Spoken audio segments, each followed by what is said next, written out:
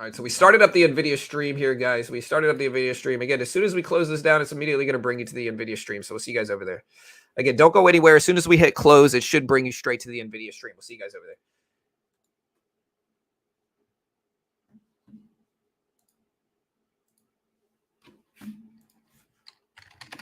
All right, let me know if it brought you here. It should bring you here directly. We are covering Nvidia today. Looks like it's working okay. All right, cool. All right, give me a second. But yeah, so the earnings come out in about 45, 50 minutes.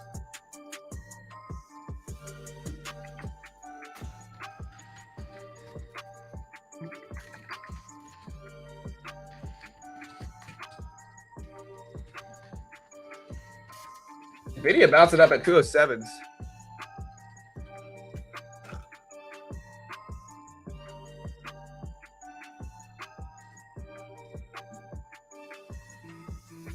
Get out of this stream.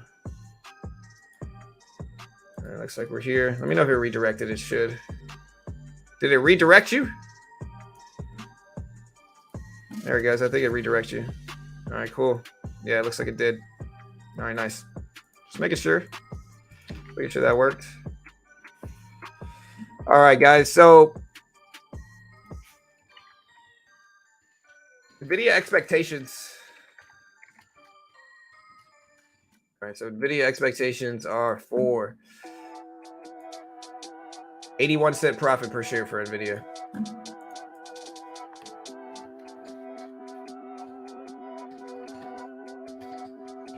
All right, so 81 cents a share EPS is the expectation on 6.01 billion in sales revenue.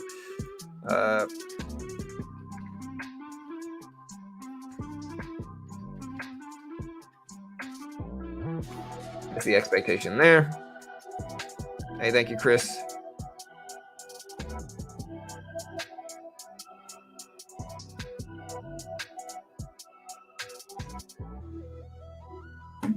Yeah, so the Fed minutes report is done. All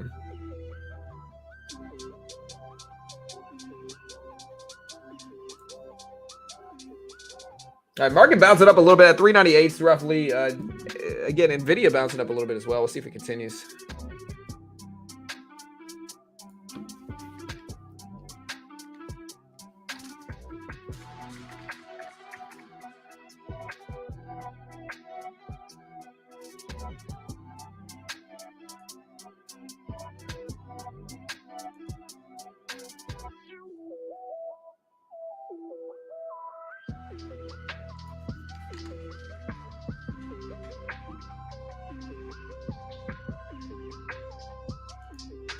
All right, so SPY right around 398s. 398s.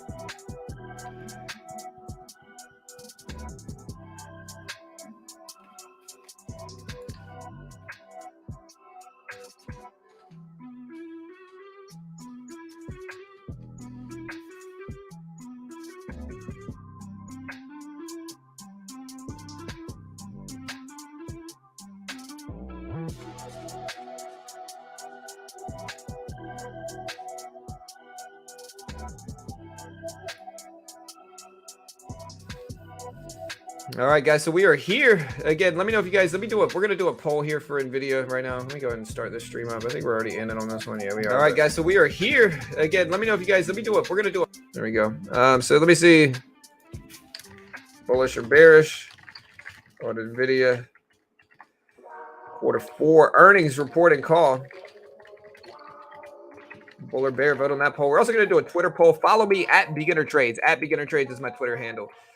I would never, ever, ever pressure you to follow me on Twitter, but if you don't, I'll hate you forever and ban you for life here, okay? Follow me now. Do it now.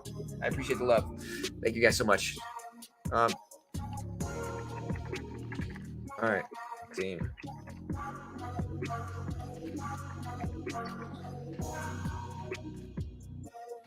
Calls or puts on Nvidia.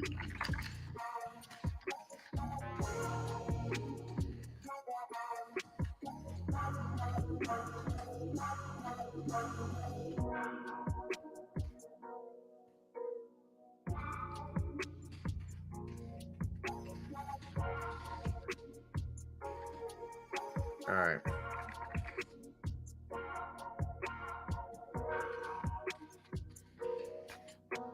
Yeah, I was surprised at how much the Q holds of Nvidia. I think the Q, like Nvidia, is one of the Q's largest percentages. So I was shocked at how much, at how big the percentage, the weight was on Nvidia. All right, so we're gonna vote on our Twitter poll here as well. Let me make sure we got the right link. It looks like we do.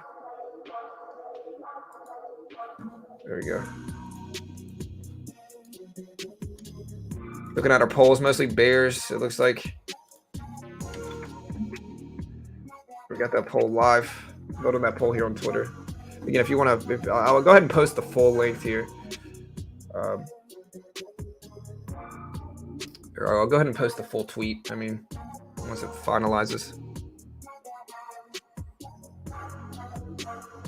All right, guys. Market's bouncing up. Just tapped the 398s. Nvidia's starting to creep towards VWAP here. Again, if you want to vote on that poll, here is the link. We look at the NASDAQ. Again, it's all subjective. We're looking at broad market ETFs. You can look at the NASDAQ or whatever, but it's all subjective. It's, everybody chooses something different to look at. I know, like, my father-in-law and a couple people look at the Dow more. I look at the SPY and the S&P more. You want to look at tech a little bit more. You look at the Q. It just varies.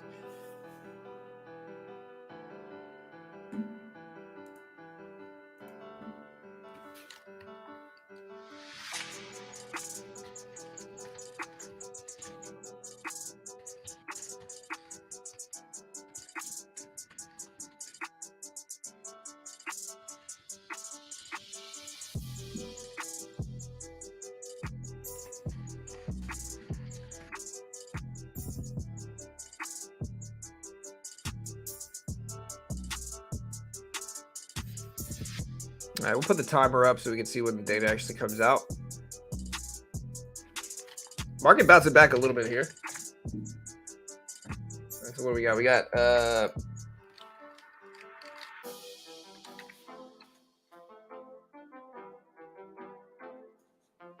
right, we got about 48.5 minutes left. We'll stick that up right there.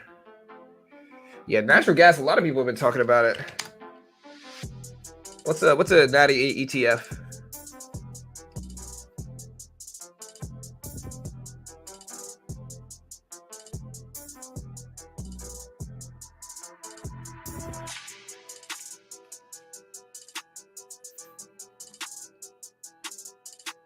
UNG.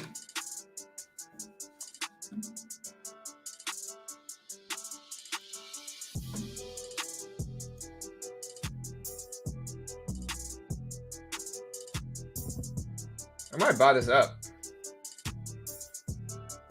Seems very low. Right, we got 25 shares. What's the range like on this? We need more.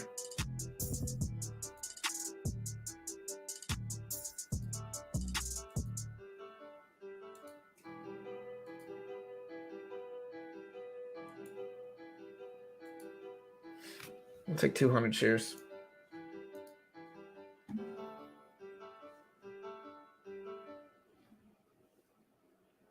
What do you think is the main struggle for tech right now? Inflation. Prices are high for everything. It makes their margins less. As well as, I think, a lot of the PE ratios, like for Amazon, for Tesla, stuff like that, are very high. And so I think they're just a little bit too extended and to a certain degree. But again, I'm not sure what they're going to do. We'll see.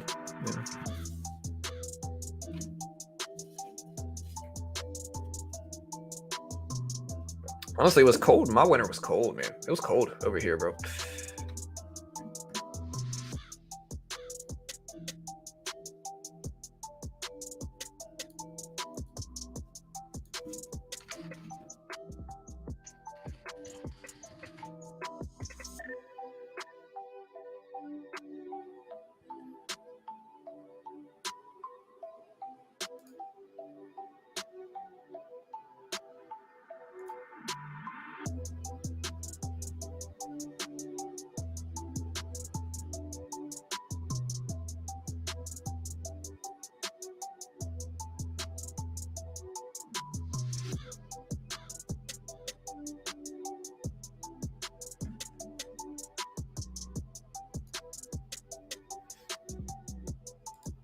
All right, guys, 45 minutes before the actual data comes out. Yeah, it was cold here, man.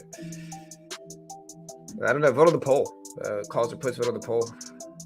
Again, give me a follow on Twitter. It's at Beginner Trades if you haven't already.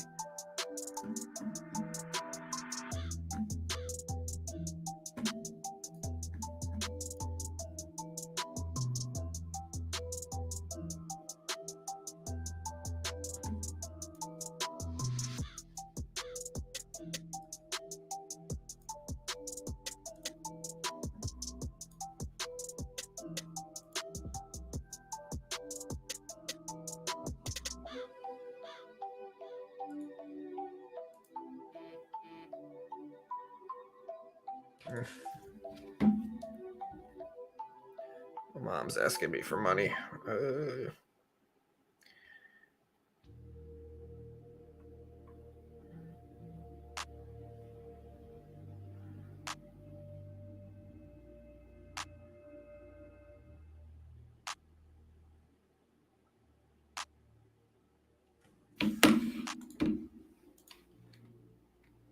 All right, guys. So Nvidia pushed it up again. If we look at the SPY, we've got a little bit of this. We'll let that work. SPY is consolidating towards the lows of the day. So consolidating towards the lows. Again, we'll see if we hold.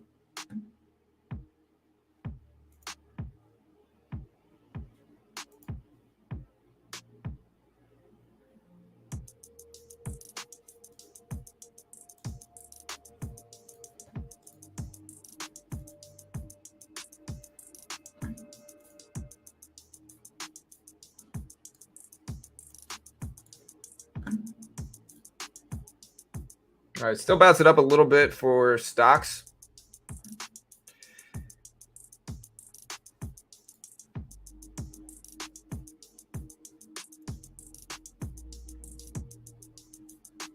Try to be patient here and wait. We still got about 45 minutes.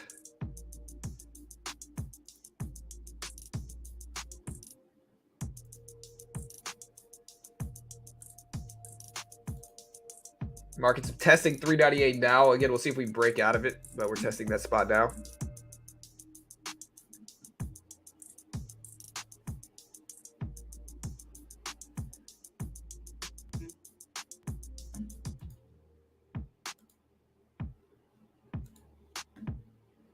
Stonks.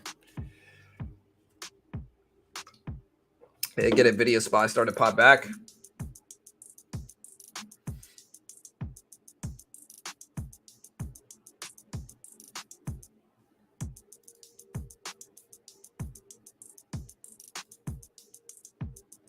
See if we break 398. 398 might be a good level here. Again, I'm thinking about shorting, but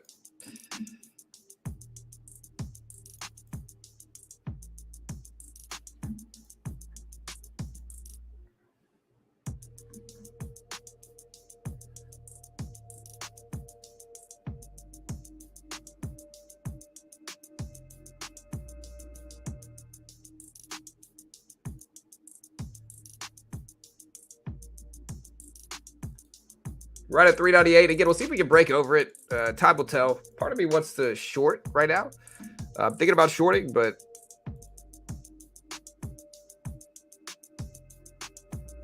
again, Nvidia should influence this. We're right at 398.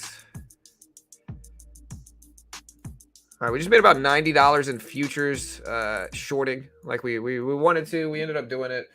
You can see we're up about 250 or so in futures currently.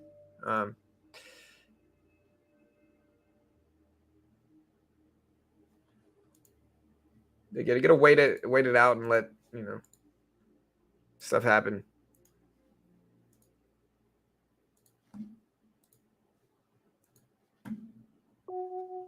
Hey, my guy Ali B, thank you, brother. I appreciate you, man. Thank you, sir. Yeah, they're doing great, man. They're doing great. Bitcoin at 30K? Maybe. I hope so. No, I haven't been watching those, Chris.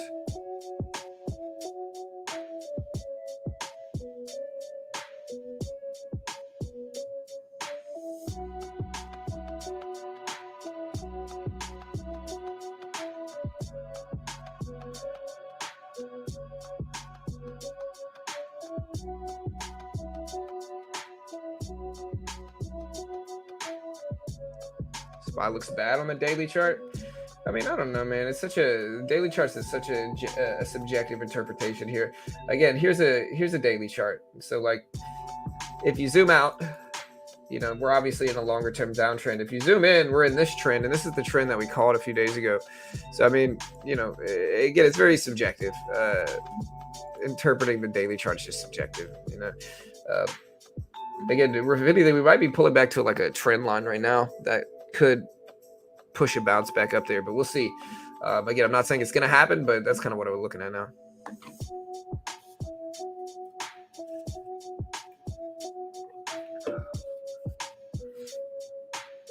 Yeah, Nvidia PE ratio is super high as well. That's one of the other problems with Nvidia. If you look at like the EPS graph, we looked at this earlier for Nvidia by macro trends. I like looking at the macro trends EPS graph because it kind of shows you what to look for here. Here's the PE graph of it. Let's get the iShares ad out.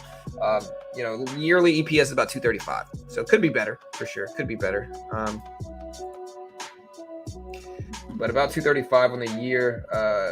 Last one was 27 cents. The last one before that was 26 cents for quarterly EPS. Now they're expecting 81, I believe, right? It's 80 something. They are expecting 81 cents per share in profit. So 81 cents. So again, we got to wait. You know, again, if we do show up as expected, we are going to be better than the last couple or in the last 12 months. If we do 80, if we come in as expected, we're going to be dropping a better EPS rate than the last 12 trailing months. So that's good. But again, time will tell. The PE ratio for Nvidia is still also really high as well. So I think that's something that you got to pay attention to as well.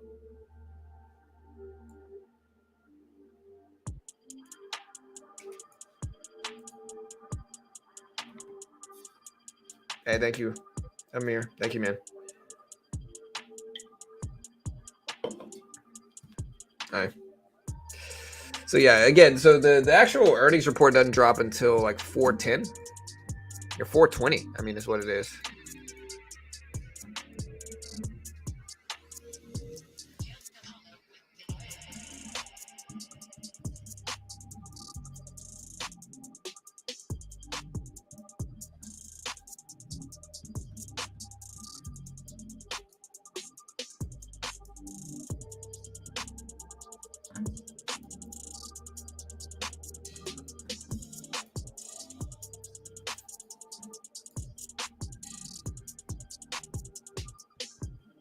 SPY candle is likely turning a red candle now. Yeah, I mean, it's definitely flushing down some. It's at 297.50s here. We're kind of consolidating between back and forth between the high and the low of the range. And so again, we'll see.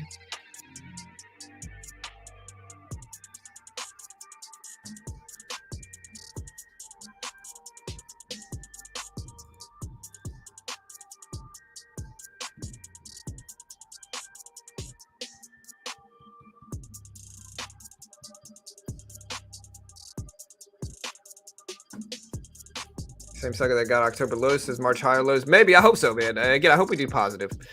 Again, I really don't know. I hope, you know, all we can really do is hope. And I'm an optimist. I want to see the market do well, but it doesn't necessarily mean it will. You know, again, time will tell. We'll see. Bitcoin to 45K. I hope it hits 45K. Again, do I think it certainly will? Not necessarily. Yeah, I'm still in Ford. Yeah, I see Ford. A lot of the stuff I'm holding is dipping down. But again, these are long term. And Ford, we're actually pretty neutral, and we're down less than $50 on Ford, and we're in 150 shares of it. So again, Ford could be worse. SPY, again, right now the SPY is currently in this range right now. It's in a pretty small range. So if you look at the range of the SPY here, we're currently in something like this, you know.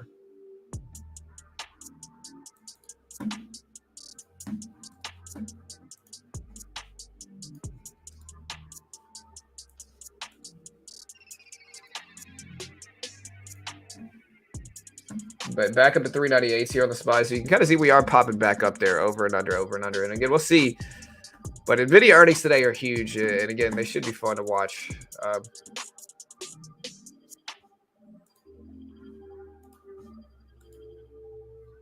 Yeah, Ford will probably be okay. It's got a low PE ratio. It does pay a divvy.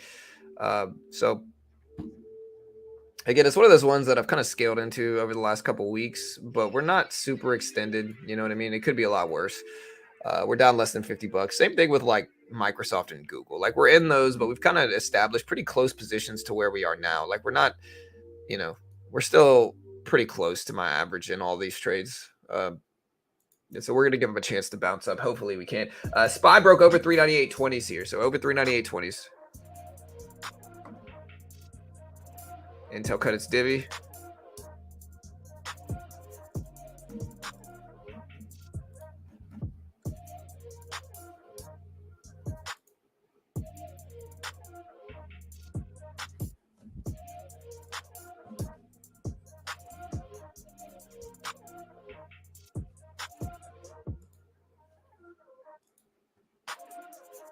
Tesla holding strong. What's Tesla doing? Yeah, SPY rip it up. Nvidia testing the volume weighted average price. So that looks good.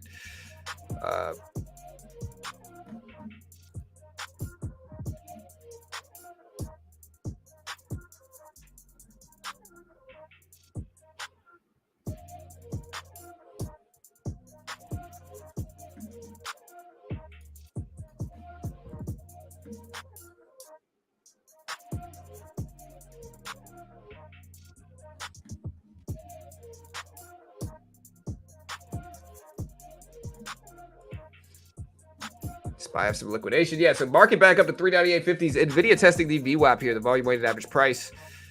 We'll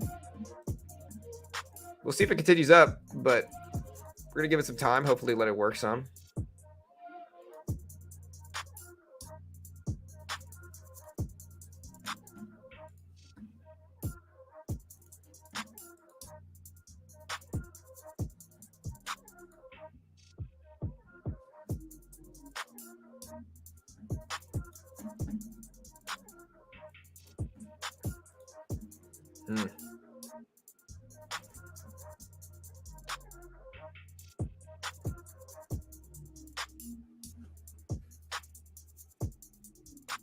So SPY over 398. Let's see if that SPY 398 level can hold support.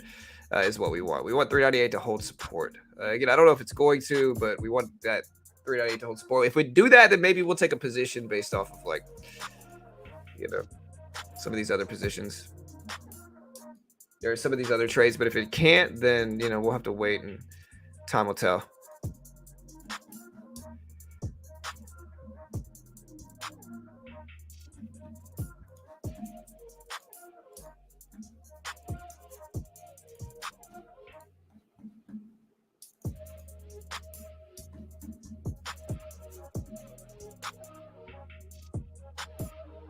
Guidance for Nvidia should be crazy good. I hope so, man. Again, we'll see. But I'm rooting for Nvidia. They had the ETH merge that changed everything and made it a little bit less like good of a stock, essentially.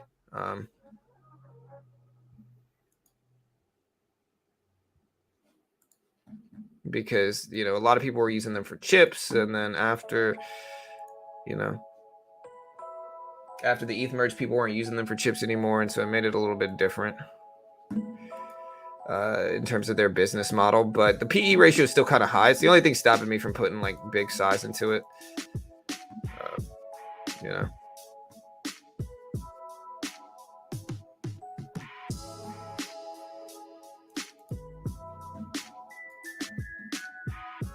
Just a broad shortage of chips worldwide. Yeah, for sure.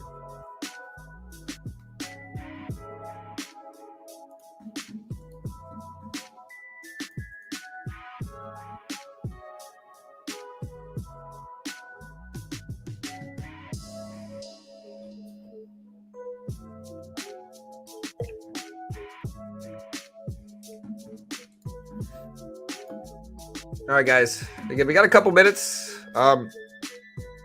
Still got about 30 minutes. Market broke down under 398s. Under 398s. So again, we will see.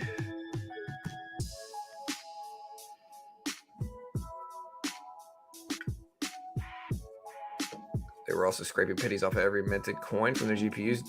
Yeah, I mean, I get it though. Like you might as well optimize your margins and get the good margins like you can, if you can.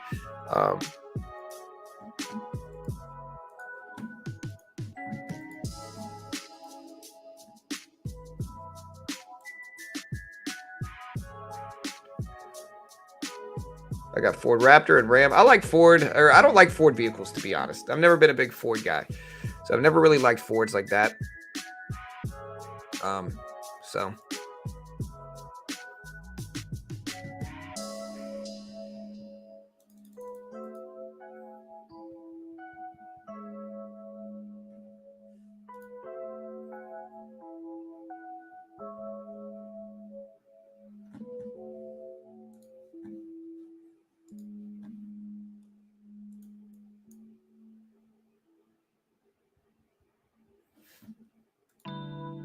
I'm more of like a Chevy guy. If I had to pick a truck, I like Chevys, I would say.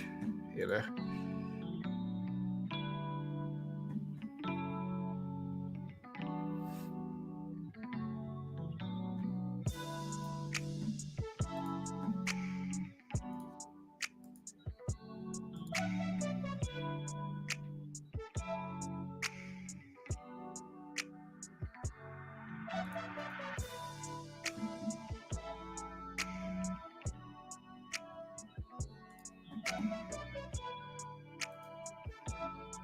Yeah, we got AI making big moves.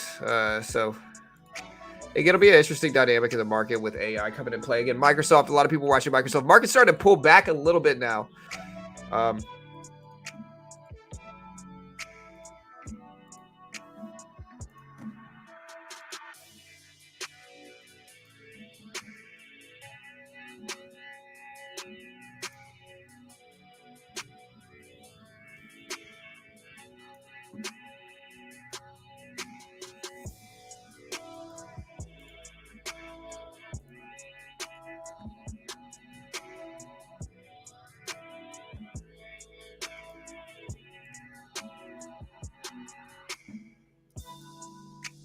There we go. Discord. Yeah, we got a Discord, not a truck guy. I'm a muscle car. I like JDM. Dude, I had a H22 Honda Prelude when I was young.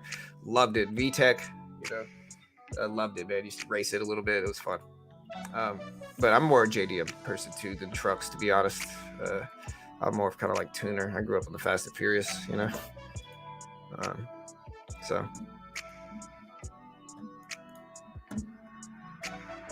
All right, guys, we got about 30 minutes left. Like I said, we're covering Nvidia earnings. We'll see if hopefully we get some good stuff from them.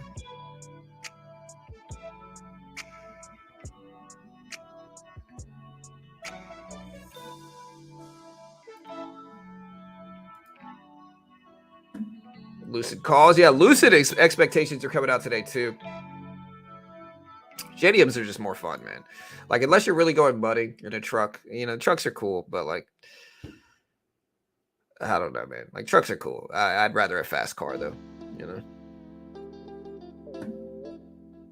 Lucid calls. I don't know, man. It depends on how you want to look at that. Lucid, expectations for Lucid are 39-cent loss per share. The problem with a lot of these up-and-coming EVs is simply that they're up-and-coming EVs. It's going to be really hard to compete. The problem with them is that you don't have a lot of consumers that want those cars, right? So Lucid maybe is like one of the exceptions to it, but I think a lot of these, like Mullen and a lot of these EV brands are just going to fail. I think best case scenario for them is that they get bought out by one of the big boys, and most of them are just going to fail, to be honest.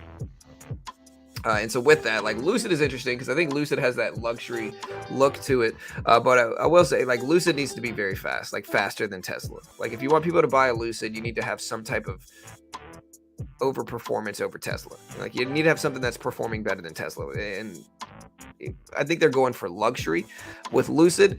But, I've seen some Lucids out and about as well. I have seen some. We saw one the other day at our gym. There was one Lucid car. So, you got some Lucids that are out there.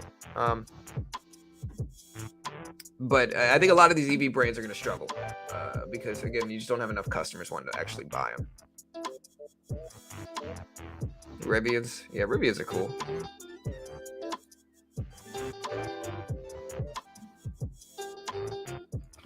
And the Lucid is faster than Tesla. Is it really? What's the 0 to 60? What's the quarter mile time, I think? It's probably a more relevant one. It's the quarter mile time. I know the 0 to 60s are ridiculous. The Tesla's Plaid has like 2.1 or 2.2 seconds stock, so ridiculously quick.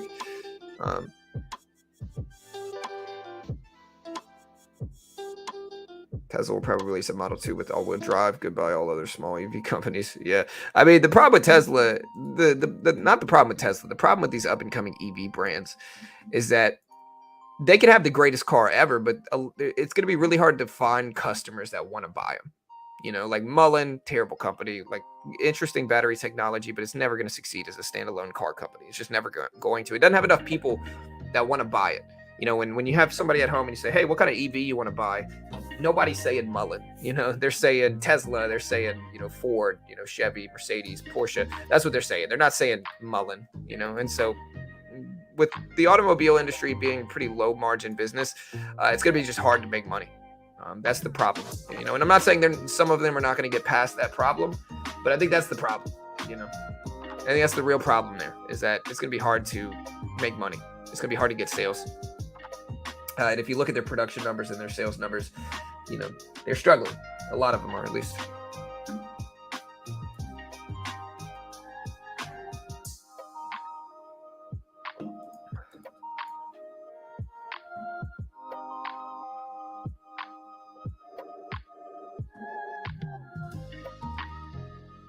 Yeah, Marcos, BMWs are dope, man. I like the Porsches too. The EV Porsches are cool. Never seen the Lexus ones, but the EV Porsches ones are cool. There's a lot of cool ones, to be honest.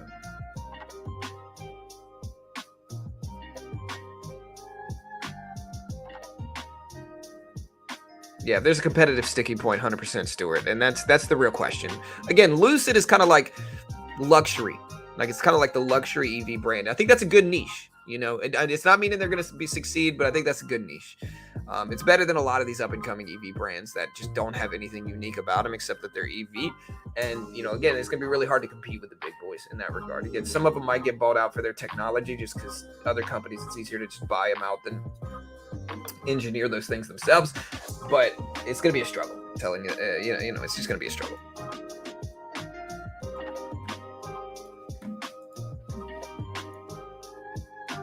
Nice. Yeah, that sounds cool.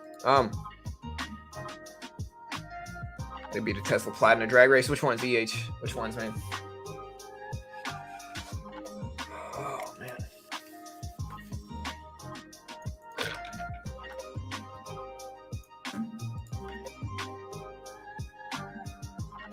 Beamer does? Yeah, I bet.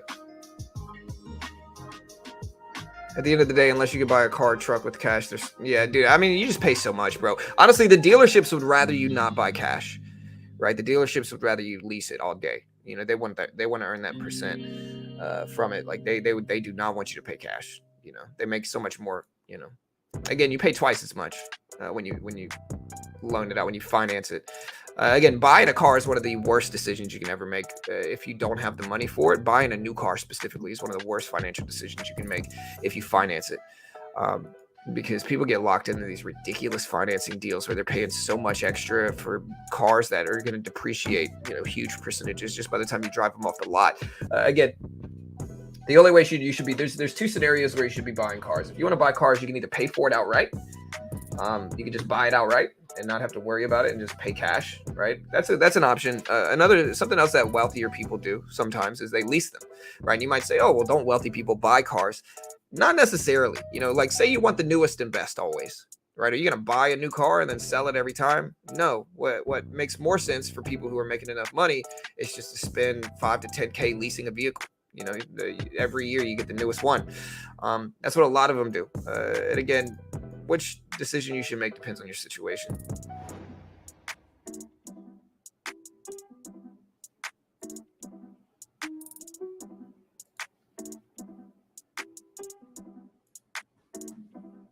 Yeah, for sure. High def, 100%, man.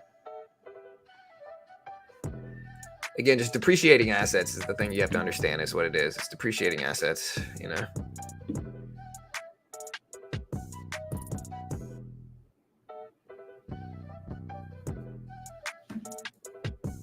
Like I get everybody wants to look cool, you know. There's a famous saying, it's don't look rich, be rich, you know.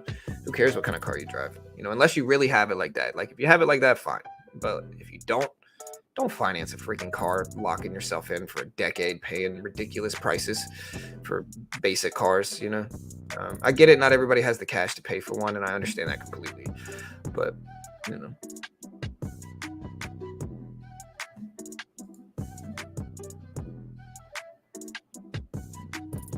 I hope they're okay, man. Again, if we come in as expected for Nvidia, which is about 81-cent profit per share, then that's going to be the best EPS number that we've had in 3 or 4 quarters, or 3 or 4 quarters. It's going to be the better EPS report that we've had it since, in essentially a year, is what that means.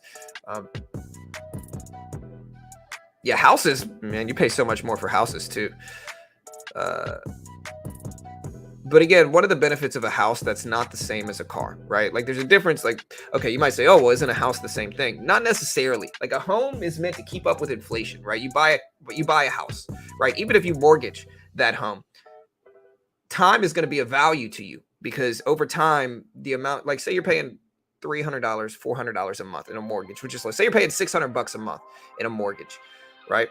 In 20 years, $600 is going to be noticeably less significant of money, right? And so in that regard, it's keeping up with inflation. With vehicles, it's not the same. You know, vehicles are going to depreciate so much that it's just not worth it a lot of the time.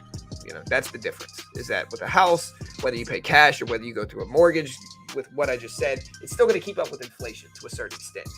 You know, whether the home appreciates or whether the mortgage is less significant because inflation has gone up over a 10 or 15 or 20-year period, it's still combating inflation. That's the difference relative to a car, you know, where a car is just going to depreciate over 5 years. It's going to be worth, you know, 90% less in 5 years. A home is not. So, you know, paying a little bit more in terms of interest for a home is a little bit more justifiable.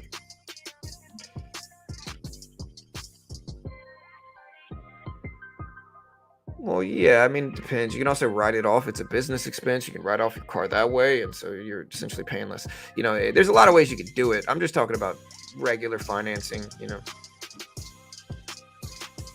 All right, market bouncing right around the lows. It's been mostly consolidating for the last couple minutes here.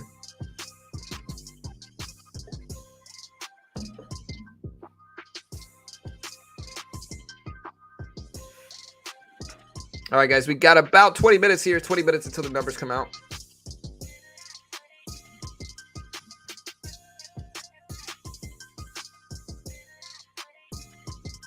At the end of the day, it's just wood, nails, and paste. Well, yeah, but anything can be broken down into that. I could say a laptop is just metal and, you know, electrical impulses, but, you know, it's still a computer, you know.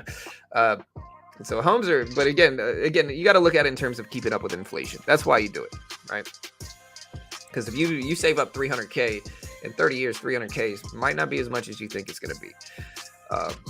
But if you put the money in a home, or if you get a mortgage, or however you want to look at it, that's to a certain extent, it's going to keep up with inflation.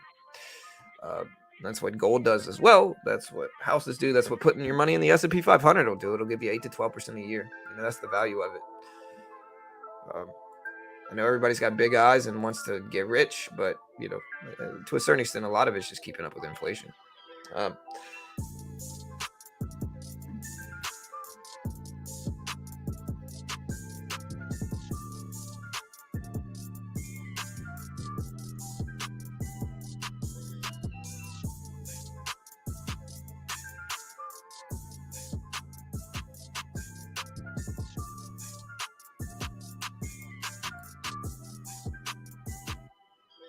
Nvidia on the S&P. Yeah, what's the weight of Nvidia on the S&P? I'm trying to think of what the weight actually is.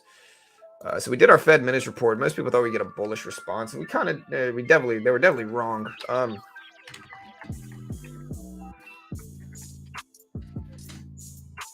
know the Q is more heavily, so the weight is 1.5% for Nvidia. So Nvidia weight on the S&P is 1.5%. It's actually more accurate to put up the Q, which I think Nvidia is much higher on the Q in terms of weight.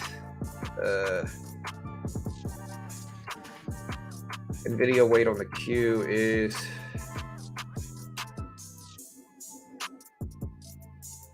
somebody knocking on my door. Nvidia is number 4 on the on the Q, on the Invesco QQQ. Somebody's at my door or something. Hold on.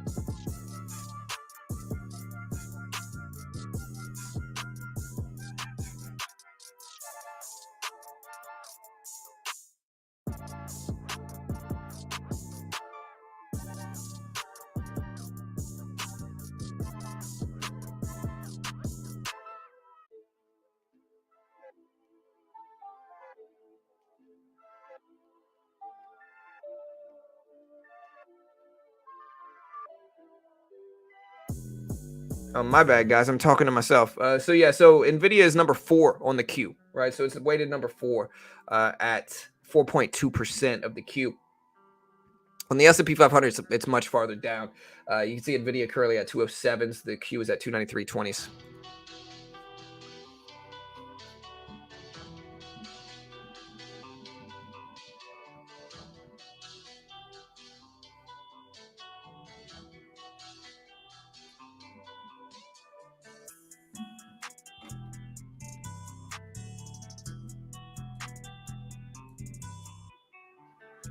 All right, guys, we got 15 minutes.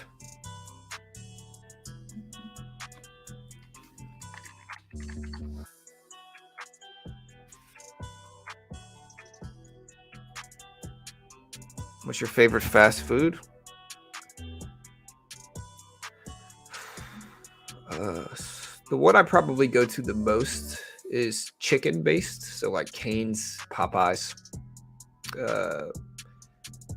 Cane's, Popeyes, Chick-fil-A, you know.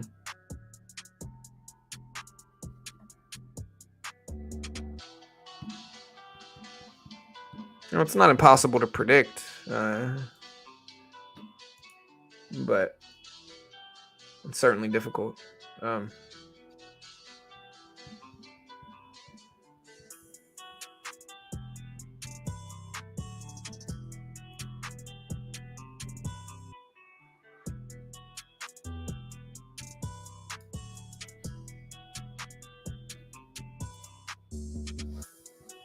All right, so again, we're mostly consolidating right now. We're green on the day. Not a huge green day, but green nonetheless. Again, we still got about 13 minutes. What's your favorite indicator? Probably volume weighted average price. I love Five Guys. Five Guys is good. Hey, thank you, Taiwan, my guy. Thank you, man. I appreciate it. Your channel makes me feel proud of USA. Hey, thank you. I appreciate it. Yeah, I know USA is on the news, and a lot of countries hate us, and that's fine. But USA has good people, bad people, just like any place in the world. There's good people, bad people everywhere. I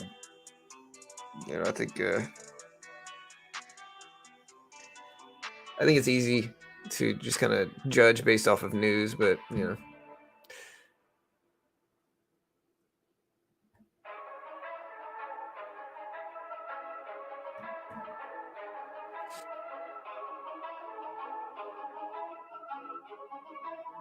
Yesterday, Microsoft and Nvidia had a new expansive gaming deal.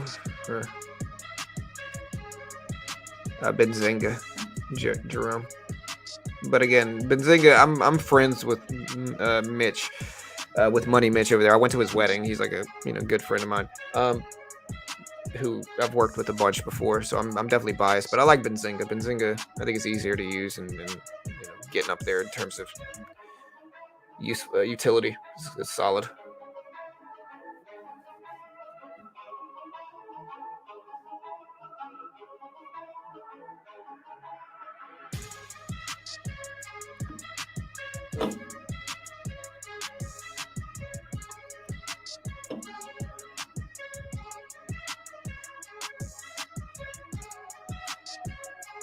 Yeah, maybe. If Nvidia falls, then again, we could crash. But again, I don't know. Choppy market so far. We haven't really done too much. We broke down a little bit, and we've mostly just been popping back and forth, up and down since then. And so we're just kind of hanging out now, waiting for something to show up. But sideways activity right now. Again, Nvidia earnings drop in about 11 minutes here, guys. You can see the timer. We got about 11 minutes before the numbers come out. So it'll be interesting.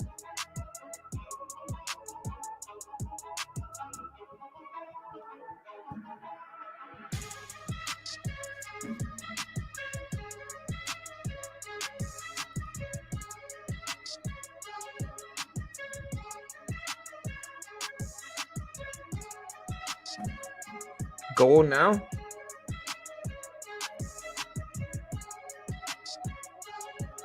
Yeah, I mean, I tend to be one that buys up stuff due to dips. Like, I like buying stuff up on pullbacks, not necessarily. Again, I think one of the biggest misconceptions in trading is that when people look at markets, for instance, right? When people look at markets, I I think new traders will look at a gap up, like a big extended, 20% gap up, and they say, "Oh man, this thing must go up at the open. It's so strong, it's gapping up 20%." Experienced traders look at that like, okay, well, the extension's on the upside now. We'll probably correct a little bit from profit taking at the open. And I think you got to analyze extension. Just because something's gapping up doesn't mean it's going to keep going up and vice versa. So the more things dip, the more likely I am to buy up stuff. And the more things are up, the more likely I am to either sell or short, depending on what happens. So I think that's the way you have to look at it sometimes. It's just based off of extension. Y'all can hear the music, right? You should be able to.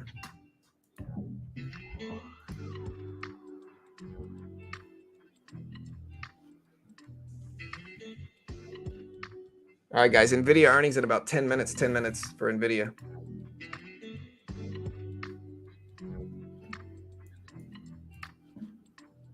We got our Twitter poll going live as well. We got a bunch of votes here. We got about a couple. We got like 40 something votes. 63% say put options. 37% say call options. Let's go ahead and send it out to our Discord. But yeah, we got a bunch of earnings. Nvidia earnings don't come out until 4:20. We got Lucid earnings that we're probably going to be covering at the open.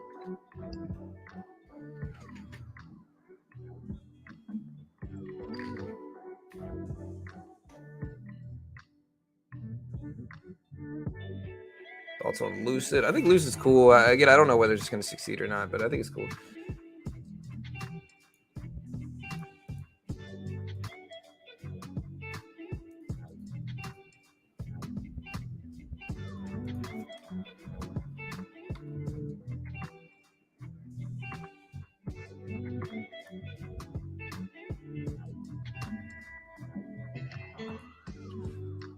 All right, guys, we got 8 minutes, guys. 8 minutes.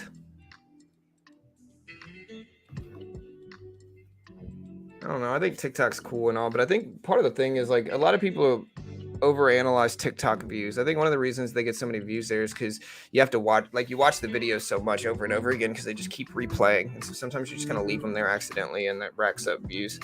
And so I think a lot of people think they're more popular than they actually are just because it keeps replaying over and over again. But, just a theory, I guess. Maybe I'm biased. Yeah, we're going to cover all the earnings. Okay, so we're going to cover all of them. Nvidia drops at 420, Teladoc at 405, Lucid at 405, Etsy at 405, Unity at 420. We've got Dutch Bros at 405. None of them drop at 4. Most of them are 5 to 20 minutes after the open. Model S Plaid Tire is probably my favorite one, man. Just because it's so fast, bro. That thing does 9 seconds, quarter mile? Ridiculously fast.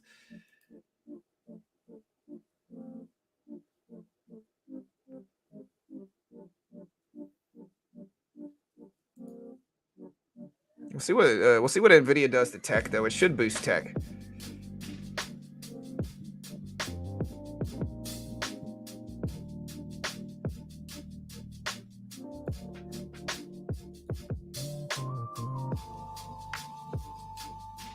Nvidia up to 207.50s here. We'll see if it breaks. Q pull it up to 294. You can see the previous closing price is right at 294, right at that 294 spot.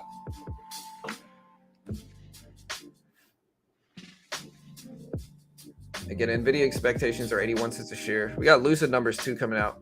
Lucid expectations are 39-cent loss per share on 302.6 million. What's up, Life? I like the Cybertruck, bro. I thought the Cybertruck was dope, man. I would buy it. Everybody's hating on it, bro, because it looks like a Mars rover. I think that's the coolest part about it, dude. Again, everybody knows you're buying a Tesla not just for the tech, but also because you buy a Tesla because it's a status symbol, right? How the Cybertruck sticks out, man. I'll say that the Cybertruck sticks out. You're gonna be noticed if you drive that thing around, and I think that'll equal sales. All right, guys, we got 6 minutes until 4 o'clock. We got even longer until the actual Nvidia earnings come out, though. Yeah, the Cybertruck's cool, man. I like it.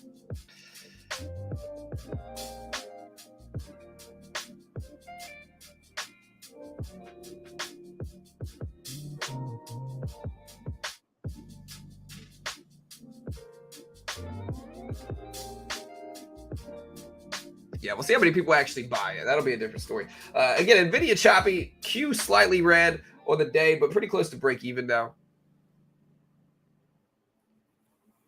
You'd get attention in a PT Cruiser, bro. PT Cruiser sold, bro. They sold, man. They were, I never wanted one, but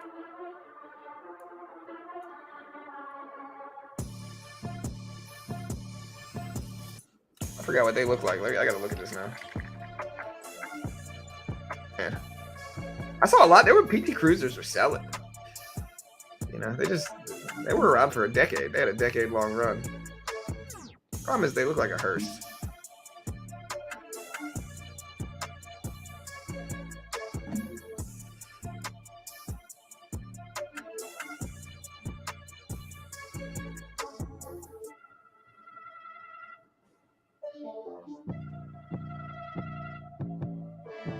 Oh, I think the Cybertruck's gonna sell though, Chris. I think it really is, bro. Like I said, man, I think that they've made people wait so long to get it that when it finally comes out, people are gonna buy it. I think sales are gonna probably break records, is my guess, but maybe not. I could be wrong. Like I said, I might be wrong. I don't know, but I think it'll sell.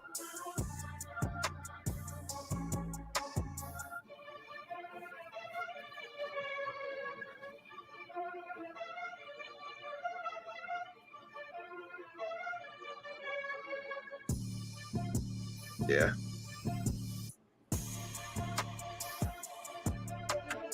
All right, guys. Ford's starting to bounce back a little bit.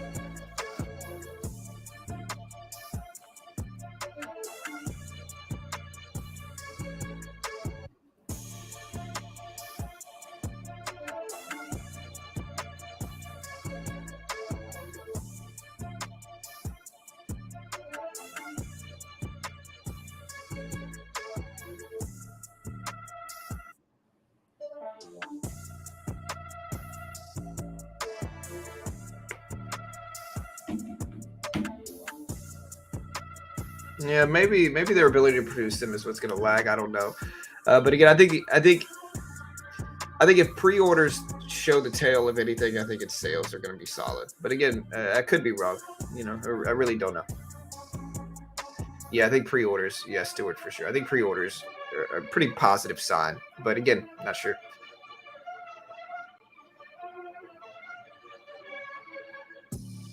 I don't think rates should hurt tech, especially that big companies. Why not, Vom? Is it because they're tech based, and so you think that their margins are going to be less impacted by supply and spending?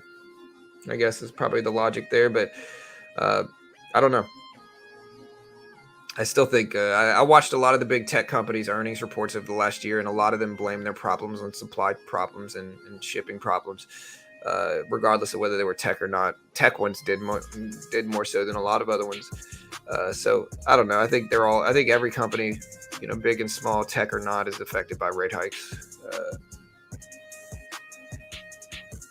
At least when we're talking about blue chips, not necessarily penny stocks aren't obviously, but when I say that, I mean like blue chips in all the sectors. Only $100 to pre-order Cybertruck. Yeah, but why pre-order it if you're not going to buy it?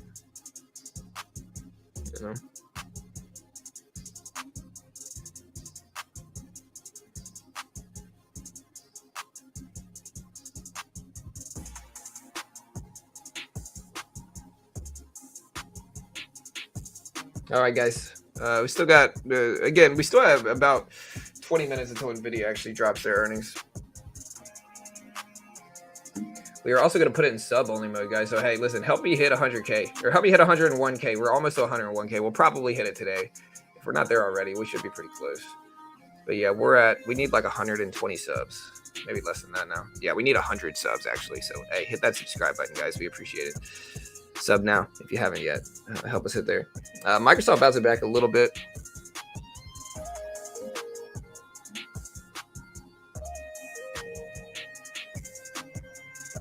I'll probably pre-order the Cybertruck, drive it for a bit. If I don't like it, I'll sell it. Won't lose much because demand will probably be high and supply low.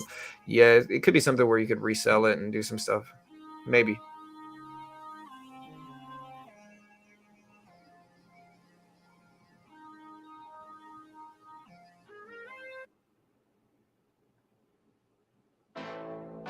All right, guys. Q, rip it up a little bit. Look at the Q bounce here.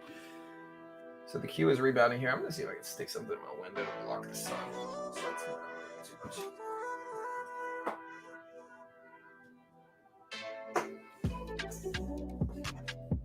Should get a little bit better. Yeah, that's better. All right, guys. So there is 4 p.m. Again, we don't really have any big earnings that are supposed to release right at 4. Most of them are coming out in about 5 minutes. So again, most of them are coming out in about 5 minutes. If you haven't already, again, subscribe, hit the notification bell. We appreciate it. Help us hit 100K or help us hit 101,000. We will stream the 4 earnings call live.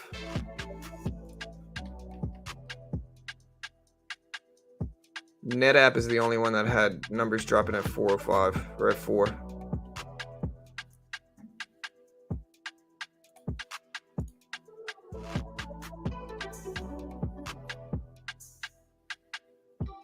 And OVIX as well. All right, guys. So we got 20 minutes actually. So I'm gonna adjust the timer to show. We got 20 minutes. Really, technically, it's about 18 minutes. So this is when Nvidia earnings drop. This is when the Nvidia earnings drop. So bear with us. Nvidia is right here on the left side of the screen.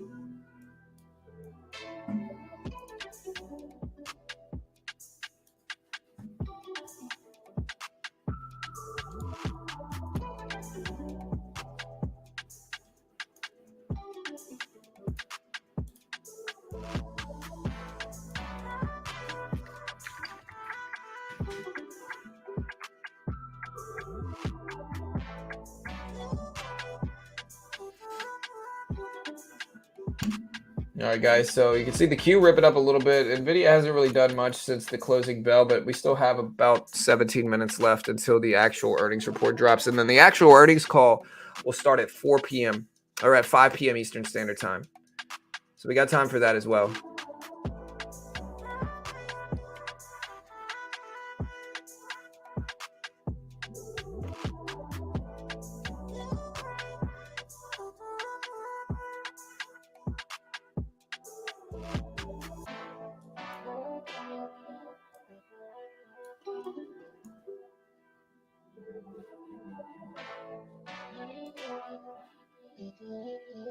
Nvidia could see insane orders for H100 AI chips. They just released and are much more powerful. Interesting. We'll see, Stuart. Maybe, man. What time did they drop their numbers at? 4:20. Everybody's favorite number. Right at 4:20 Eastern Standard Time is when they're scheduled to drop theirs. Again, expectations are for 81 cents per share EPS. Again, EPS is a gauge on profitability. Their sales are expected to come in at 6.01 billion, growth at minus 21.4%. Lucid expected to grow pretty big here.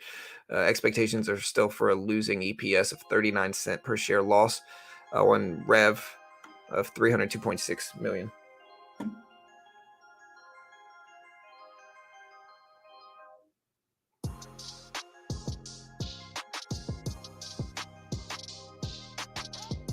Lucid earnings drop in about 2 minutes, minute and a half, give or take for Lucid. So we'll cover Lucid right now. So Lucid is going to be on the right side of the screen at 10:05 right now. Again, expectations for Lucid are for 39 cent loss per share on 302.6 million in sales.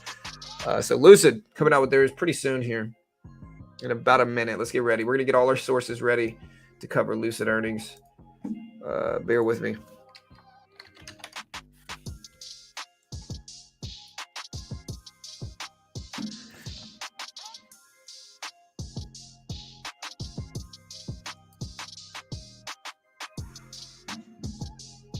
All right, guys, Lucid in 40 seconds.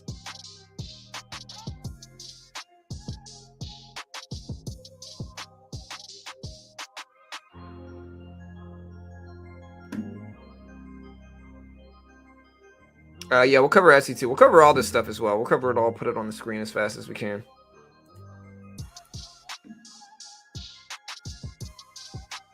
All right, guys, 10 seconds.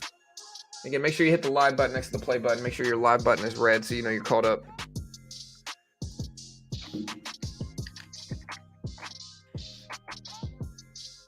All right, so here's the earnings release right now.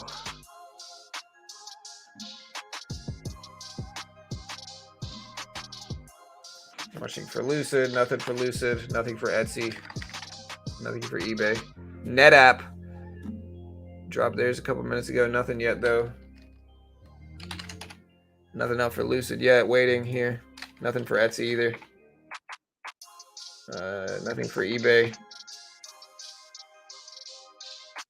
Okay, so eBay.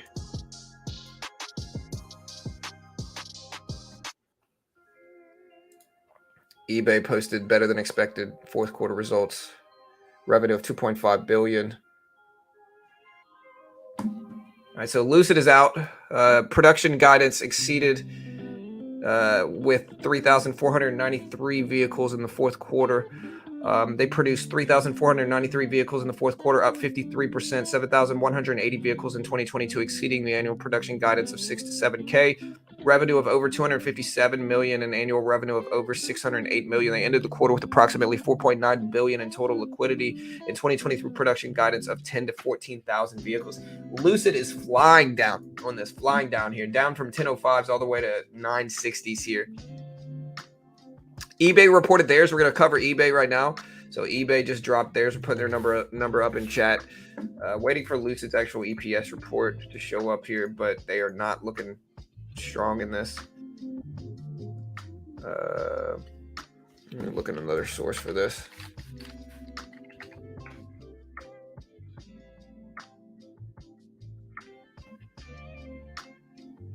Where's their EPS? Okay, let me just look here. All right, so Lucid posted, they beat their production guidance. None of these showed up. But yeah, Lucid is not loving it. It's down to 950s. Yeah, I don't think anybody can find the freaking EPS numbers here for Lucid. I wish companies would just tell me. Like, it's like freaking finding a needle in a haystack looking for the EPS numbers. Lucid posted 28-cent loss per share, beat the 40-cent loss estimate. Sales missed expectations is the reason they're dropping. Here's the numbers right here. So here is Lucid's numbers.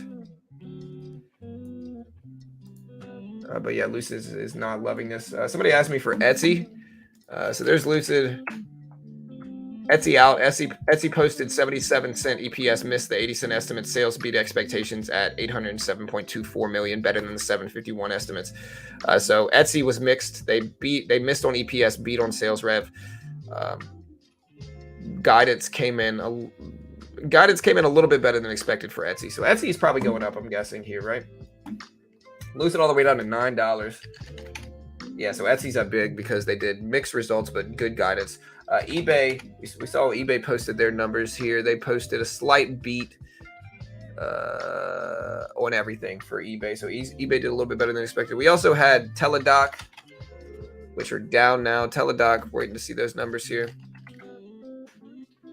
Teladoc posted a huge loss per share. Teladoc expected 25-cent loss per share. They showed 23.49 per share in losses, but with a sales beat, weird. Teladoc, I'm surprised they're not down more. That's a huge. I don't know if this is an error or what, but it says Teladoc showed 23.49 in losses for fourth quarter losses for Teladoc versus 25-cent estimates. So almost $24 versus 25-cent estimates.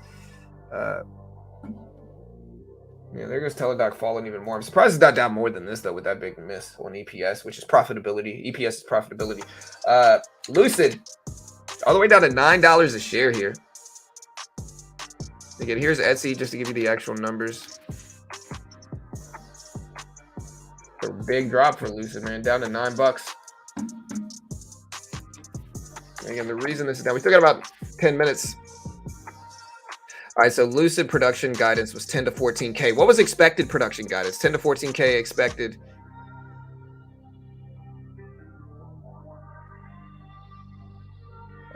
Lucid says fourth quarter EPS is at 27-cent, beat the 40 cents. So Lucid was mixed results. EPS beat, sales miss. Why is Lucid dropping so much, I guess is the question here. They missed EPS, or they beat EPS. They missed sales by a pretty big margin, I guess. They did miss sales by a pretty big margin. Looks like they missed them by about a quarter, or by about 20%, actually. So they missed sales by about 20%. But they beat their EPS by about, by about 25%. So I'm not sure why they're down so much, but again, I don't have any Lucid shares, so it's not like I'm super biased on the bull side or the upside for Lucid. But does anybody know why they're dropping this much on this data? Again, EPS was better than expected. Sales missed by about 20%. But it looks like their guidance was positive. At least we can look at the production numbers seem to be better than expected. What was the expected 23 production guidance? Does anybody know for Lucid?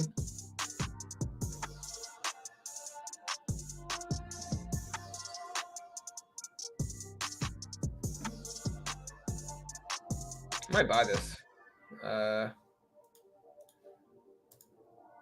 We bought 25 shares of Lucid. We'll take 50. You know, we'll have some fun. We'll take 50 shares of Lucid. We'll see what happens there. Nvidia is starting to move up. Somebody's asking, what was the other one they were asking? Matterport? They didn't miss expectations on all levels. They beat on EPS. They missed on sales. They beat on a guidance. Maybe I'm wrong. Again, it's not like I'm holding any Lucid except for just now. But Matterport came in at 9-cent profit or 9-cent loss, beat the 10-cent loss estimate. Sales for Matterport came in at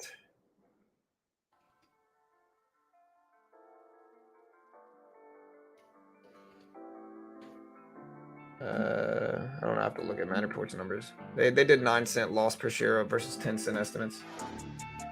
Looks like Nvidia is out. So Nvidia released theirs a little bit early. It looks like. Hold on. Let me show you guys what these are. So Nvidia is out. Nvidia flying up right now. Nvidia showed up. They're not showing up on my end. Let me look at another source.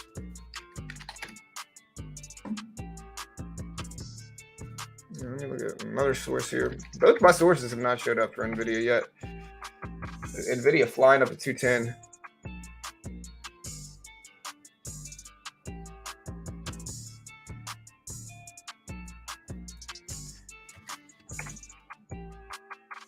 All right, and Nvidia EPS of 38 cents versus 80-cent estimates, 4.8 billion in revenue versus 6.02 billion, guidance of 5.4 billion in revenue. I don't know if this is right, but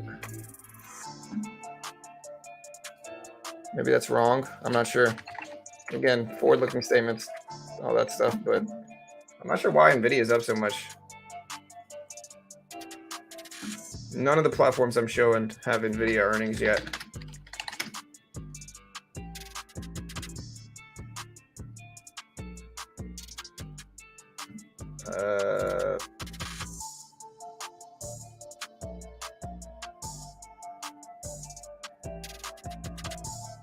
What isn't this volume picking up? Look at that big pop. Went up to 210 and then retraced. I don't see any numbers for Nvidia though. It doesn't look like they're out yet. So I'm surprised we're not seeing.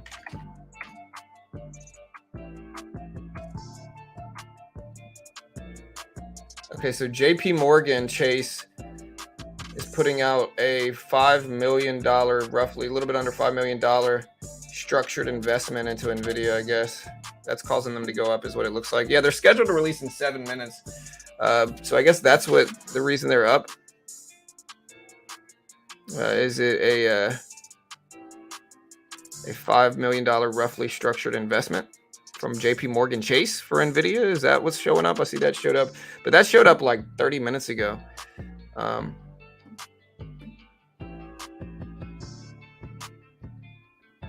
That's a very strange move. I guess the volume wasn't really there yet, so you know. All right, so Lucid's back up some. We'll see if it continues to ride back up. We got 50 shares. And take half off there. Lock in profit. Let the rest roll. But I guess that wasn't Nvidia. Nvidia, I guess we still got 6 minutes, which is what I thought it was. Man, I was kind of surprised. All right, so here's Lucid.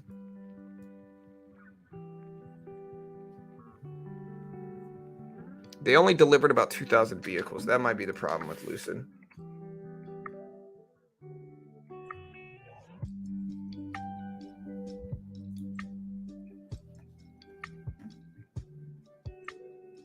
President Putin says Moscow will pay increased attention to strengthening the country's nuclear forces and will begin mass deliveries of Zircon sea-launched hypersonic. That doesn't sound good.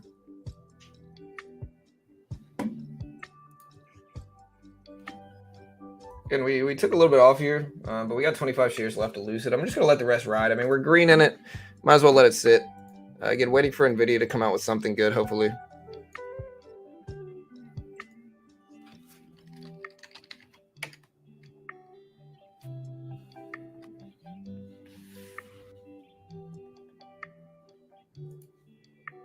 Did Airbnb drop theirs? Dutch Bros.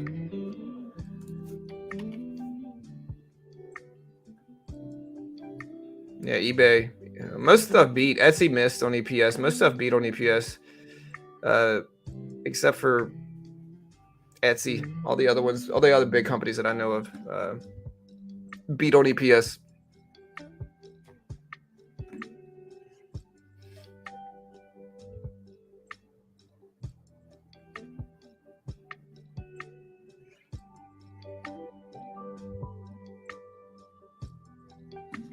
Still in Lucid. We took a little bit of profit at the top. It looks like that was a right move. I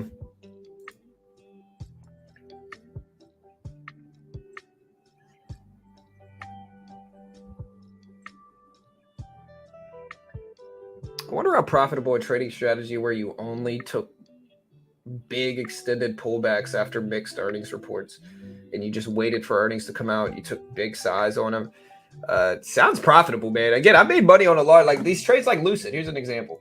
Lucid dipped all the way to $9. We scooped it up at 8.90s. So we got in right here, right at the lows. You take some size into that. We took a little trade. We made like 15 or 20 bucks, but you take some size into these. I could only imagine that the accuracy rate of just buying the dip and then catching a small bounce and then getting out is going to be pretty high. So however you want to approach it, if you want to let it bounce back even larger, maybe that's one way, or you could just kind of take profit quickly when they bounce. I'm not guaranteeing anything's going to work. I'm just kind of looking at it here. But it seems like it'd be a good little trading strategy. I can't guarantee anything's going to make you money. I have no idea what I'm talking about. I might be wildly wrong about everything. Don't copy me. Not liable for anything. And yeah. We did, guys. We got 3 minutes. Yeah, definitely top 3.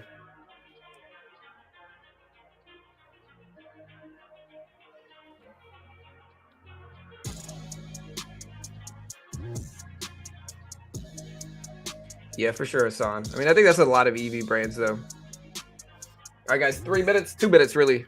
2 minutes, actually.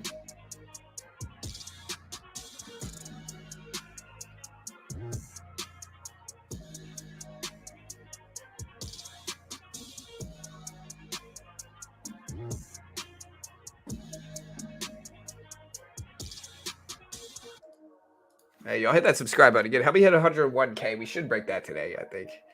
Yeah, we're pretty close. We need like 70 subs. I think we'll hit it probably during the actual earnings call.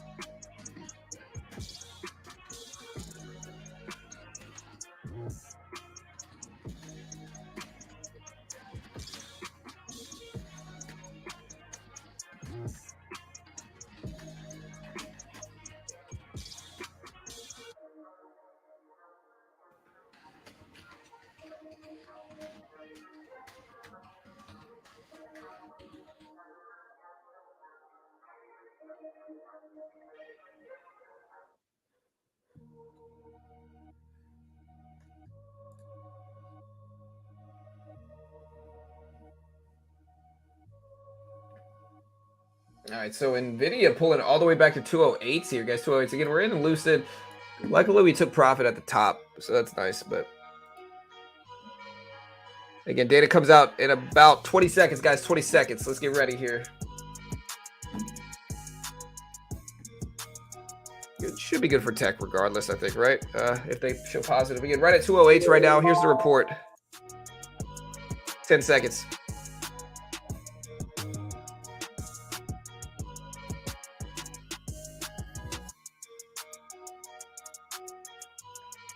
All right, so here's the report. Supposed to be released right now. Let's watch the volume. Still nothing yet for Lucid. Or not for Nvidia, I mean. 208s. No volume has showed up yet, so it looks like we're just waiting to see what the reaction is going to be. 208s.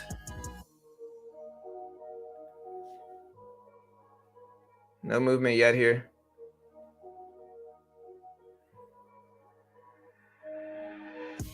Yeah, the report's not out yet. You can see it in the zero reaction we've gotten so far.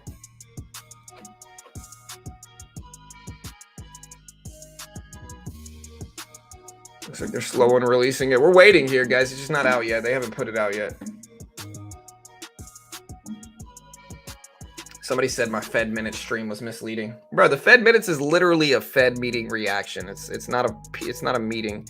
It's a reaction to the meeting, you know.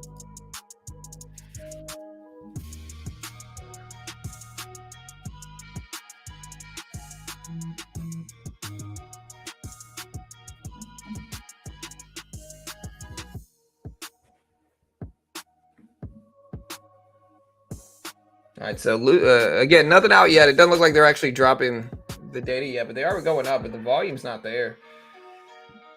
So again, nothing out yet for Nvidia. They're slow to release.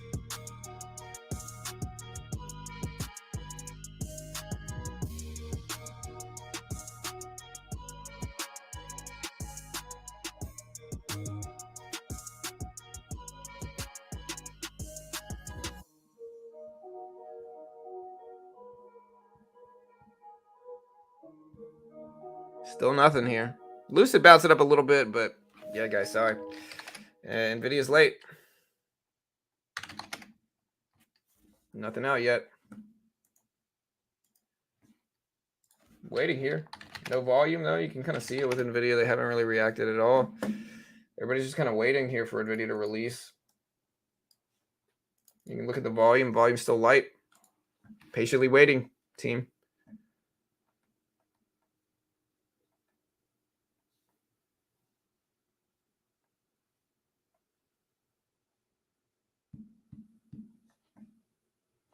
Yeah, we'll see. I don't know why they're slow, but they're slow.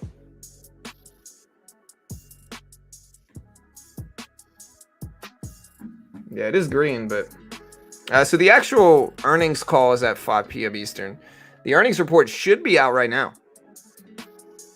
Again, but no response yet. So it was scheduled to release with all the major exchanges at 4:20 Eastern Standard Time for Nvidia. So it was scheduled to come out at 4:20 Eastern Standard Time, which is 2 minutes ago. Still nothing yet, though. So still kind of sitting back waiting here.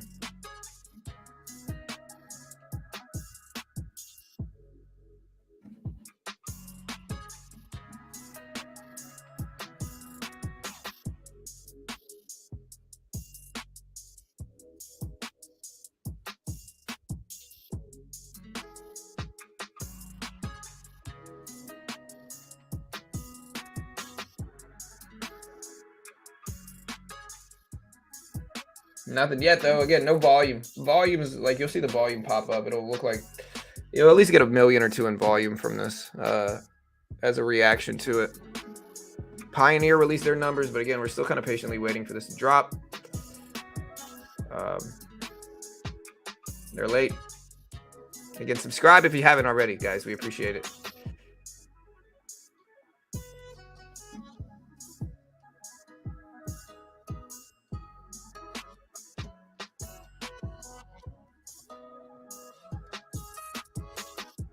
No, I think they called it misleading because they said that, you know, I don't know what they're just mad, you know. Like I said, a lot of people don't understand the Fed minutes report, and we kind of have to break it down. It's not an actual meeting. We never said it was a meeting. It's a reaction to the Fed meeting that happened on the 1st. It's a breakdown of the Fed meeting that happened on the 1st. That's all it really is. It's why they chose to make the decision that they did.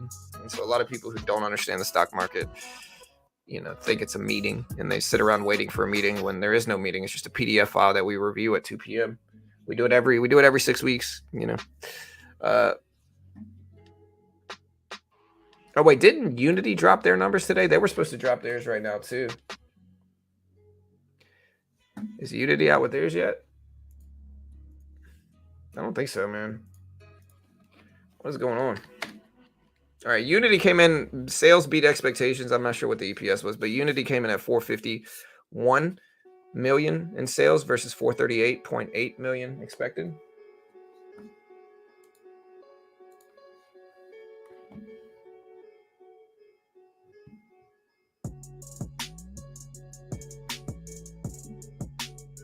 Yeah, it's an HTML or PDF file or whatever it is. Yeah, it's just a written transcript.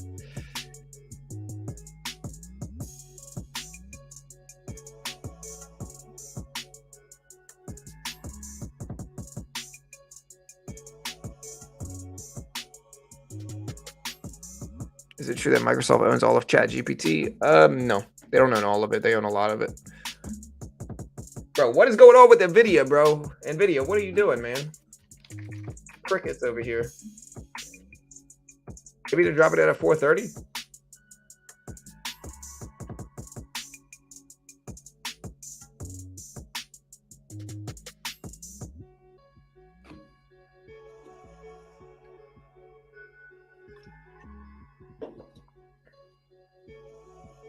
All right, crickets here, guys, hanging out. Again, we will see what happens.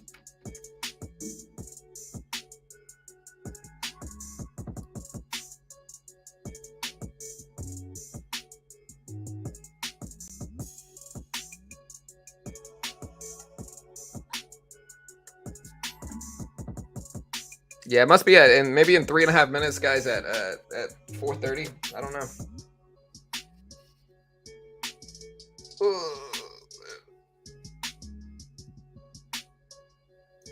I don't know if they're postponed. They're just late.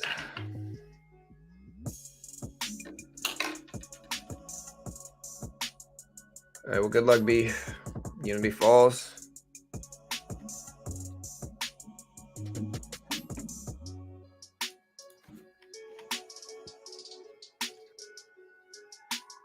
Again, nothing here for Nvidia.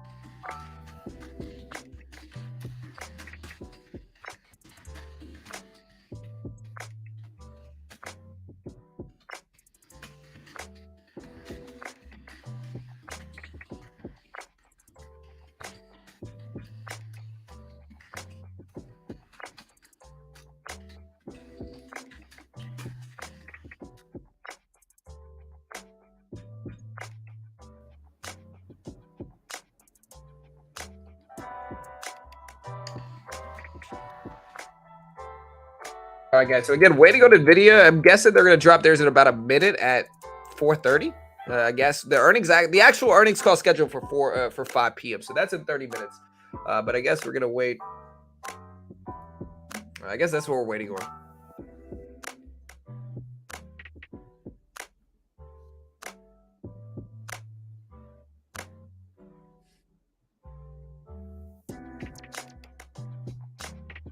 Yeah, it's not just me. I mean, it's everybody. Everybody's late on this report, man. Again, you'd see it in Nvidia itself, right? You see big volume show up, and we just don't have that. Hey, what's up, Darlock? Yeah, man. Hey, thanks, bro. Starting to get a headache, bro. I've been staring at screens too long, man. I got these blue blocking glasses that help, but man. Sitting back, waiting for the numbers here. All right, guys, we got about 20 seconds, a little bit less than that.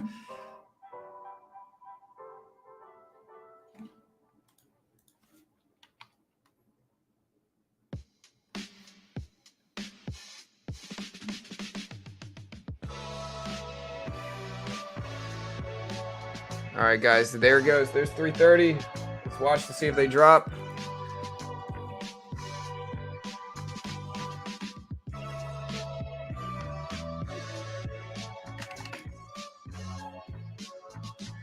But what is going on with Nvidia, man? They're late.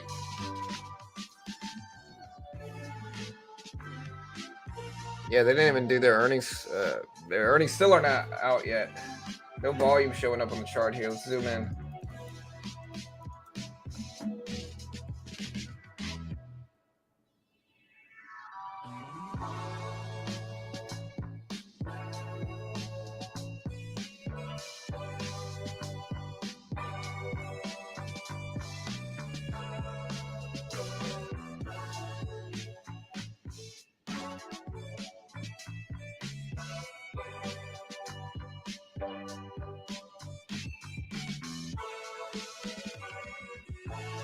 All right, there's the earnings drop. Nvidia just tanked down here. So we got the earnings drop finally here. Down to 205.70s for Nvidia. Waiting for it to refresh on the screen, but we finally got a big drop. I don't actually see the earnings out for this one yet, though, but I do see volume showing up. But I'm still questionable whether this is the volume. I don't see that much volume actually here. Volume's still pretty light for an earnings report here, team. So I don't know what's going on.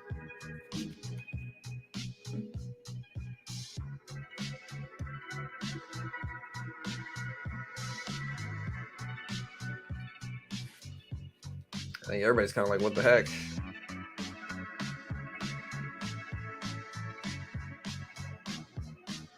Yeah, so a lot of people, Gergavin, a lot of people are like, yo, what's going on with Nvidia here? It doesn't look like this is the release either. I thought it was out, but we dropped. I assumed it was from the earnings being released, but the volume is still light there too at 205.60s here. A lot of people are like, yo, listen, I cover a lot of earnings, okay? I cover all the major earnings out there. This is odd. This is not typical. This is strange.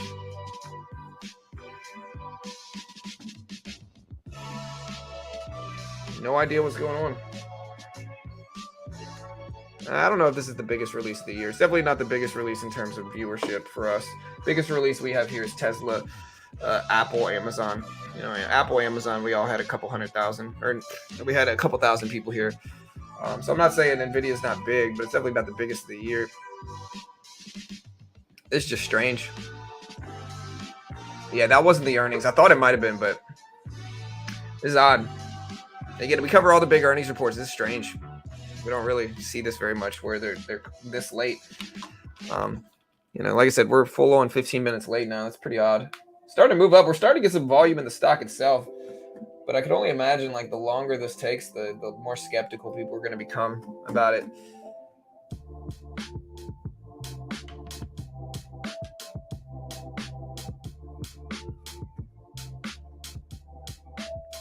But it's the leader of the leading sector. Oh, maybe.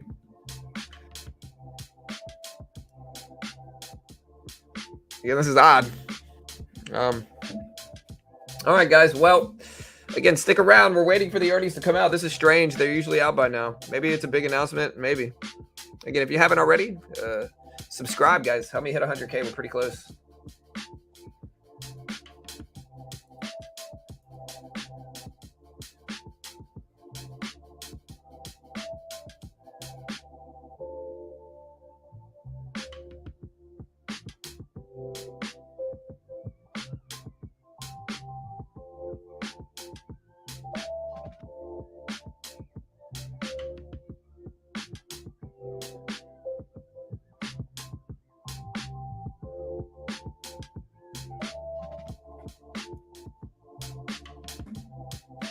All right, sideways action, no volume. So yeah, they're still not out. Weird. Hey, we need 50 subs to hit 101K. 50 subs. Less than that, actually, now. Again, I just don't know what's going on with this.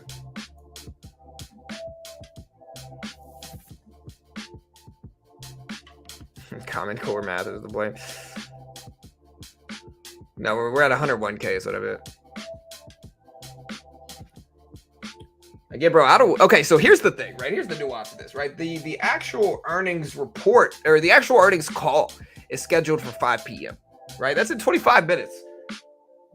Like, What's going to happen for that? Like, are they going to do the call without reporting the actual earnings? That's odd. We don't see this very much. Again, that's strange.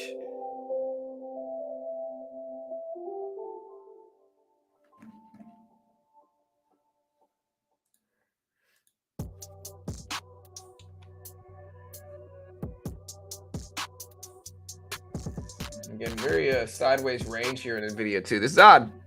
You see a lot of, Gurgav and a lot of people are talking about like what's going on here, Nobody knows. Everybody's just kind of like, what's going on? Nvidia. Yeah, somebody's saying, can someone call in the Nvidia CEO and remind him that earnings are right now?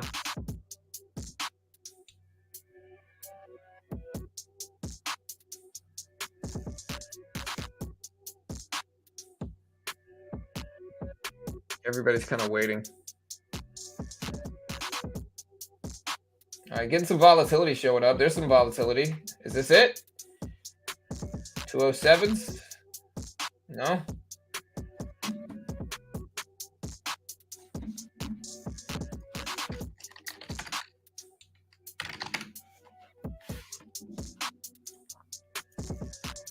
Nvidia's got me over here refreshing like crazy, man. Come on, guys. Nvidia. What are y'all doing over there, bro? Y'all supposed to be fast. Y'all are tech. Y'all are supposed to be quick. The actual earnings call scheduled for 23 minutes from now. Where are you guys at? What are you guys doing?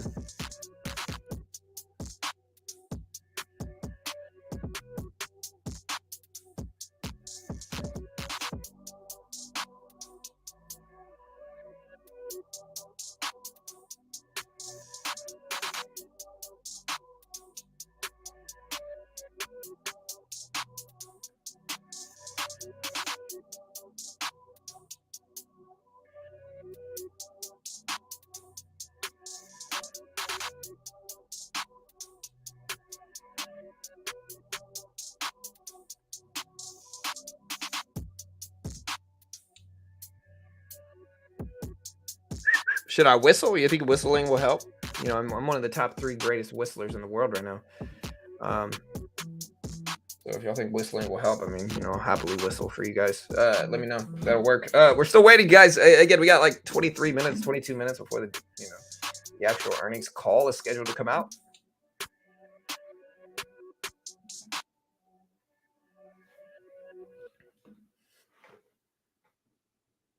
Yeah, Twitter works. You can use wherever you want, but nothing's out yet. Bro, as long as they don't push back the earnings call, bro, I've literally been streaming all day. I got up at 4:30 Texas time, started streaming at 5:15 in the morning, streamed until 9:20 in the morning, so 4 hours, stopped, started streaming again back at like noon Texas time. And I've been streaming ever since then, and it's now almost 4. So I have streamed for almost 8 hours now. When by the time Nvidia is done, it'll be over 8 hours. Nvidia needs to hurry up, bro. What are they doing, man? Come on, y'all are tech. Y'all are supposed to be quick.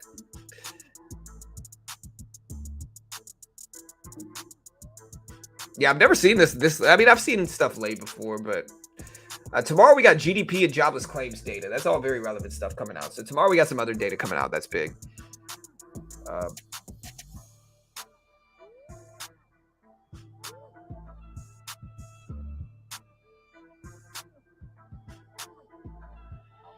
Yeah, dude, I was clean shaved this morning. Yeah, man. Nvidia back over the previous closing price up to 207. Starting to move up, but I don't know how this could be interpreted as a positive thing. Again, we bought a little bit of Lucid after the dip, but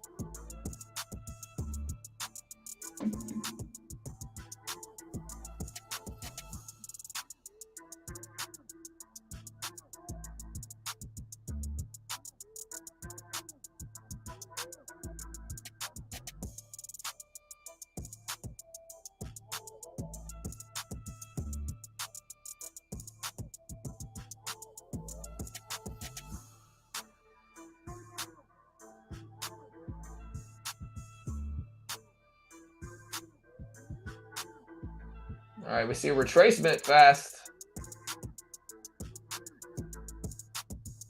Bro, what is Nvidia doing? I'm checking their Twitter out, bro. What are you doing, Nvidia? Where are you at? What are you doing here? Streaming for too long.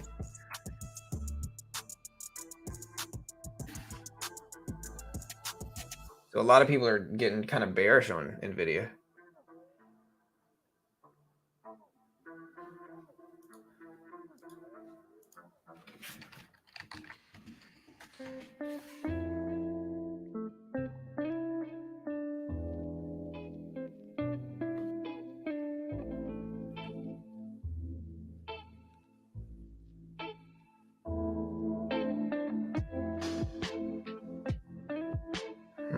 All right, guys.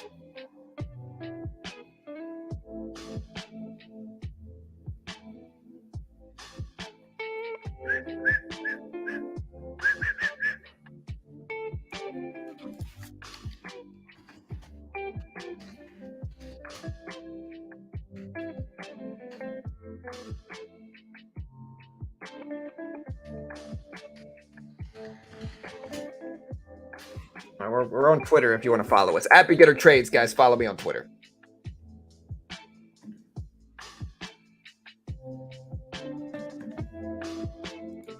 Well, I mean, I don't mind hanging out here. I mean, we got, 1,500 people here. So what's up, team? Hope you guys are doing great today. Nvidia rebooting their PC. Give me your best Nvidia late joke right now in chat. Let me hear it. No, I'm not long in Nvidia. I don't really care that much about it. I mean, I care about Nvidia, but like I'm not long in it. My point is I don't care too much about the price action we get from this earnings report.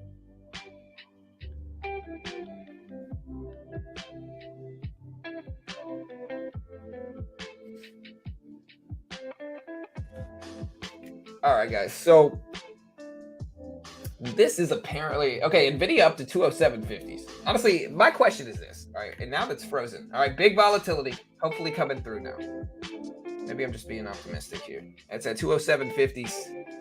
The actual earnings call is supposed to be in 18 minutes. What's going to happen? Are they going to wait for the earnings call? We're starting to get some volatility though, but volume's not where it needs to be if this is actual earnings report coming out. Volume's still too light.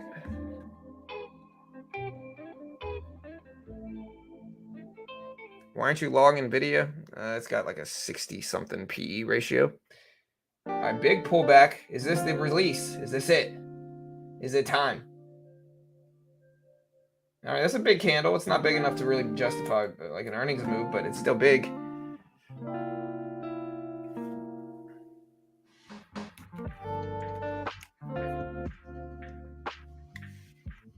Yeah, Nvidia itself can move the whole market, and the whole market's waiting on Nvidia, and Nvidia is not doing anything,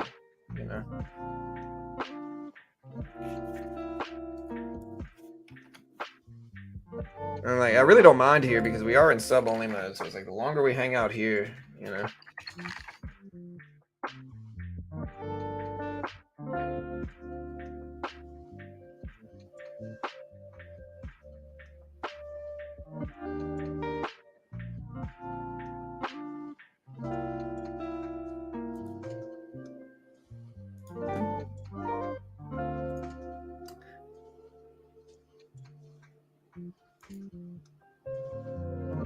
Bro, these scammers are terrible people, bro. Like, these are just horrible people.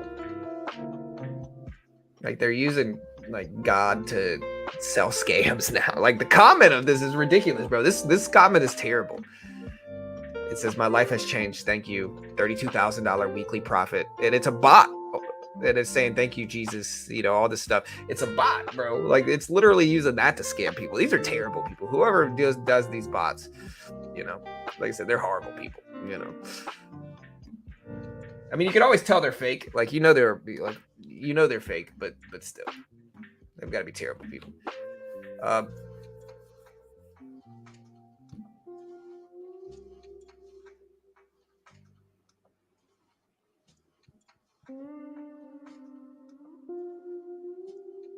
Han says crypto sees 100% gains in days. I'd be mad with only a 5 or 10% trade. Yeah, that's silly though, bro. To be honest, if you're taking in like one individual trade and then trying to claim that you make that on every single trade, it probably means you're a new trader, to be honest. No offense to you, but it probably just means you're new. You know, like, yeah, anybody can make 100% on a trade. You just got to risk a whole bunch, you know, and that's fine, but you're not going to be able to consistently do that without, you know, losing your account in most trading situations. And so you could try to make 100% in every trade you get into. If you could do that, you'd be a billionaire at this point in time. So it's just a silly thing to argue. I'm not sure if you're trolling or not, or like if you're actually trying to be serious, but you know, everybody at home, don't listen to that.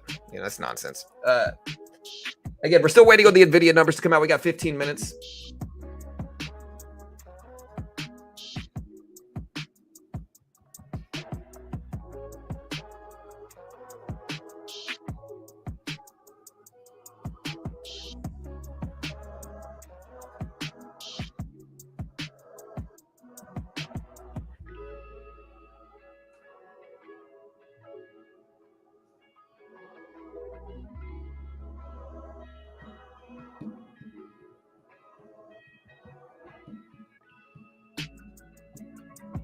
All right, guys, we're at 206.50.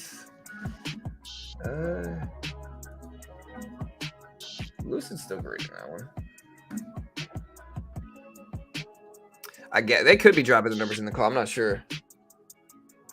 Again, I'm trying to be patient here. We got 13 minutes before the actual earnings call is scheduled to start, but it's weird. This is straight. Like I said, I cover all the major earnings reports. This is odd.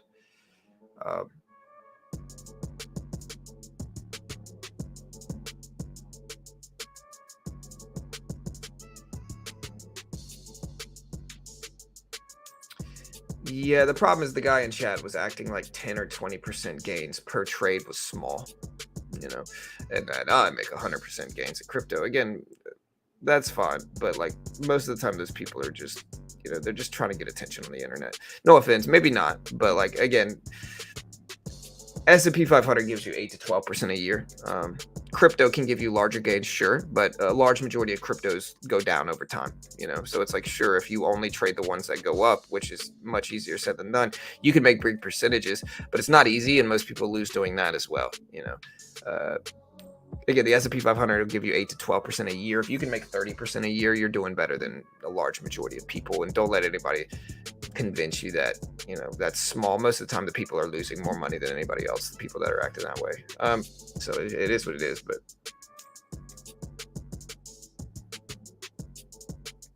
yeah, you can make 100% in crypto, sure, you know, but like I said, a large majority of cryptos actually lose money.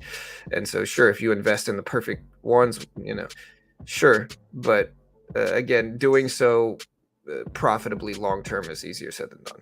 I'm not saying you can't do it, but I'm saying shaming people for making 10 or 20% a trade, you know, just not really about it.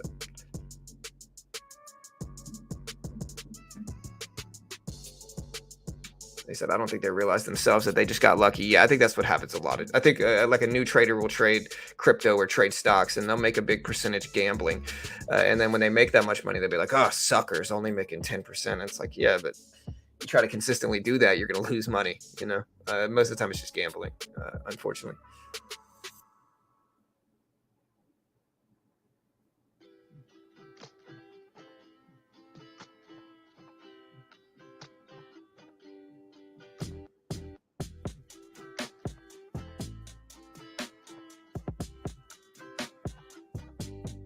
Yeah, I don't know what Nvidia is doing. Again, we're just kind of sitting here.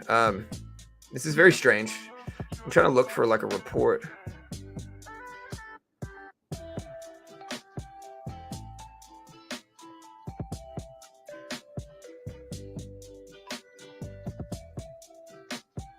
All right, guys, we got about 10 minutes, about 11 minutes.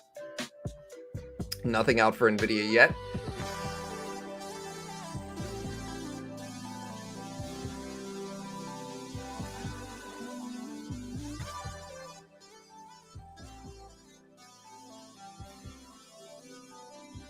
Yeah, listen, you want to gamble. I'm not mad at that.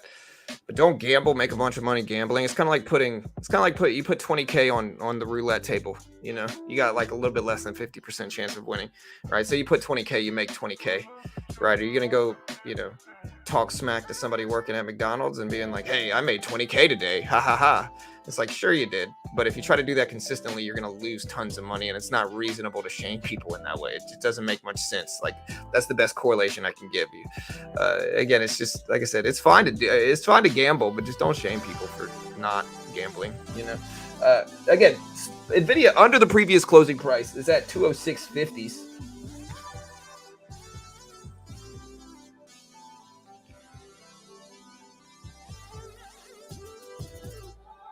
Yeah, maybe. I don't know.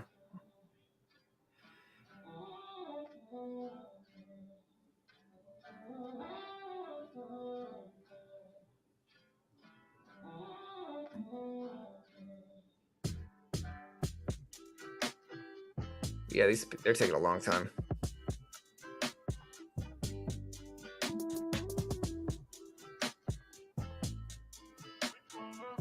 Yeah, we bet over 100K. We're looking to hit 101 right now.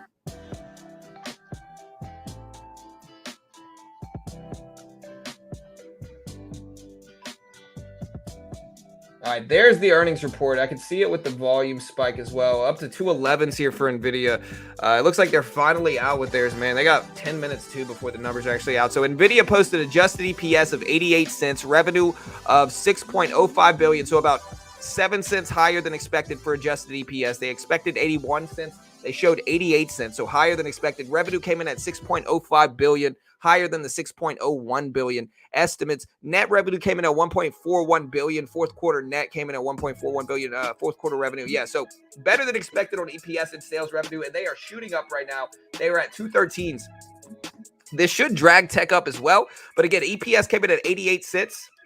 We will put this up on screen. 88-cent EPS versus 81 cent expected, so better than expected. Rev at 6.05 billion.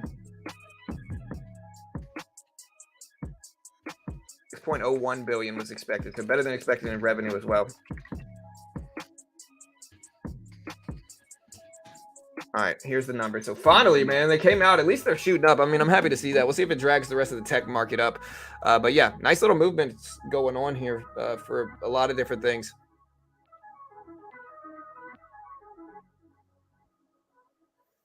All right, Lucid, we're a little bit green in too. But big pop up to 220s for Nvidia. Maybe I should have bought some. But huge rip, big pop here. Look at this, up to 222s right now, almost 223s. Yeah, I'm looking for guidance here. I don't see guidance numbers yet. All right, we're gonna start putting the numbers up on screen. Fourth quarter data revenue is at 3.62 billion. Automotive and embedded revenue came in at 294 billion. Professional visualization revenue came in at 226. Putting these numbers up in chat. Automotive and embedded revenue was up 135%. And that's it for now. Professional visualization rev is down 65%. The 223s dragging the rest of the markets up as well. Again, Microsoft, we're now green on the day. Google, we're now green on the day. So, it's dragging the rest of our trades up too, which is cool to see, but finally, man.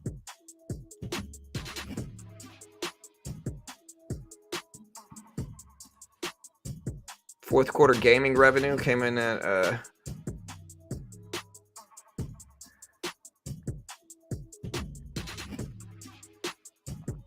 Nvidia returned to holders 1.5 billion in share repurchases and cash dividends this quarter. Fiscal year, they see. All right, so here's some guidance numbers for Nvidia. Here's some guidance numbers right here. I'll put this up on screen as well. So they see fiscal year 24 revenue coming in at 6.5 billion plus or minus 2% versus 6.33 billion estimates. So much higher than expected guidance here as well. So higher than expected guidance. So Nvidia killed it, man. They did better than expected with EPS, better than expected with revenue, higher guidance. So all positive. They swept the whole earnings release. They did better than expected in everything, including guidance, including EPS, including revenue. So good for them, man. Hey, it's going to drag the rest of my tech holds up, and this is going to be great for the market as a whole here. If we look at the SPY, so the SPY's loving this. Yeah, SPY up to 399.40s here. So it's a celebration. That's right, Dave. Hey, I'm happy. I'm happy for it. Like I said, it's going to help my swing trading positions for sure. And again, we are going to stream the full earnings call live in about 6 minutes. So stick with us.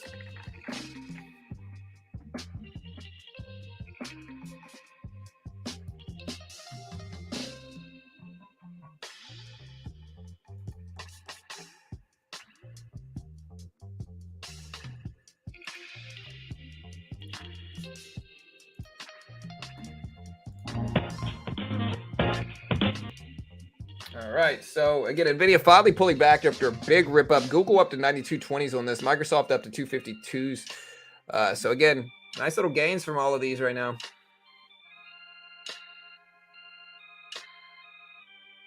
Yeah, a bunch, I'm sure, Ruben. It was kind of weird. There's a lot of stuff. Yeah, YOLOing into put options is just kind of a risky thing, man. People taking huge positions ahead of these without knowing what they're going to show is usually just a gamble. I get it. If that's what your thing is, do it. I'm not mad at that. But the reality of it is nobody knows what these reports are going to show. Nobody knows if Nvidia is going to come in better or worse than expected, except for insiders who have insider information. They're the only people who know. And so the people who take huge positions based off of gambles on what they think the earnings report is going to show is just that it's gambles. I'm not saying it's bad to do whatever you guys want to do, but I'm not doing it. You know, it's not, in poker terms, it's not a plus EV play. It's not something that's going to be long-term profitable.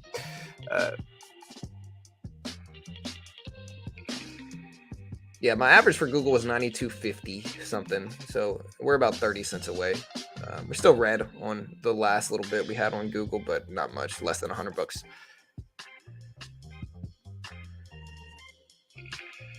Again, a lot of you guys that tuned in, hey, we appreciate you guys for sure. Hit that subscribe button, hit the notification bell. I'm pretty sure we broke 101K just now, so thank you guys for that. We appreciate you. Spy ripping up on this data here. We need 12 subs. Hit the subscribe button, guys. Come on now. Sub. Hit the notification bell. We appreciate you guys. Earnings call is going to start soon in about 3 minutes here.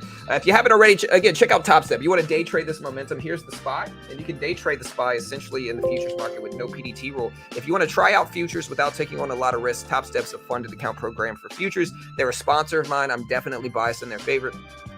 But what they do is they give you a demo, and if you can hit the target on their demo while following their rules and pass their testing, they're going to test you for profitability. Then they fund you between 50 to 150K with a 90% split. Most people are not going to be able to get funded, but the point is it's a lot cheaper to lose Top Step than it is to lose a $15,000 account trying out the futures market yourself. And so it's a great way to have a middle ground of pressure where it's not the end of the world if you lose it. It's cheap. The base package is less than $140 a month.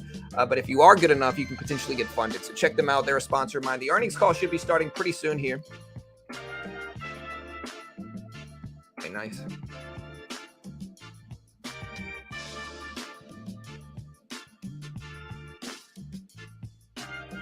Yeah, it's a big move for Nvidia. This is great news too. Great earnings report. Again, better than expected EPS and sales rep. So good for them.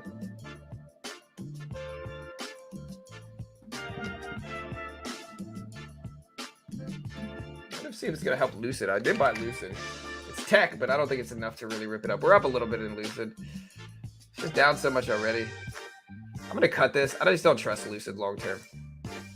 We're going to get out and just sit on the profit. Again, here's the SPY. We'll put that up next to it. Rip it up. John, you see Google hitting 100 soon? I hope so. I don't know.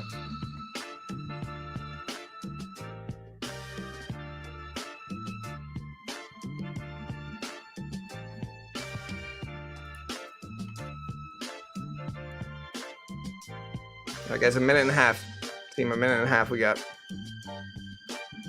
until the actual earnings call starts. And again, we will stream the whole thing. Y'all can hear the music, correct? I'm going to end this music just to make sure, but y'all should be able to hear the earnings call when it starts. It starts pretty soon.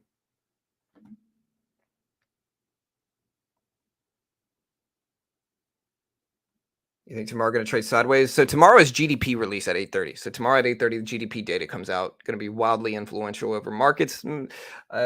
Again, it should influence markets heavily. It's GDP data. So that comes out at 8:30. We also have jobless claims numbers at 8:30 tomorrow as well. So those are all big data reports. We got 2 or 3 days of big volatility here. So we'll cover that. Be sure to tune in. We will stream the whole thing live as we always do. But yeah.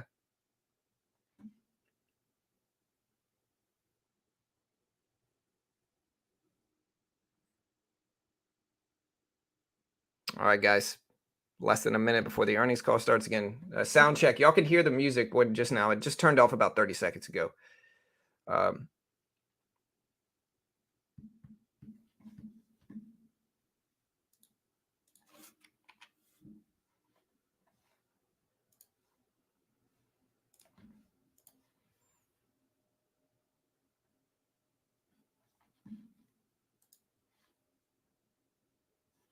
8:30 Eastern Standard Time, Roble. Yeah, and thank you guys. We did break, like I said, we did break 101K. So we've hit a couple thousand sub gain, in in a week or two, but just about a week. We broke 100K and then we broke 101K today. Actually, we need 2 subs, but I'm assuming 2 of you guys are going to subscribe right now. Thank you.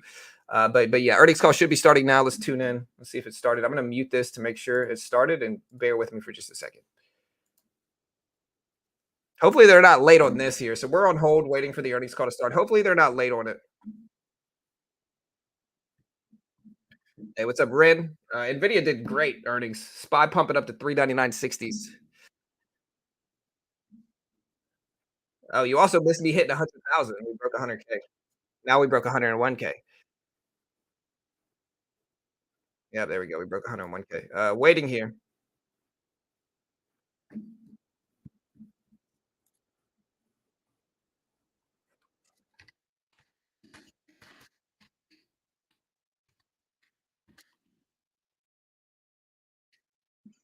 All right, guys.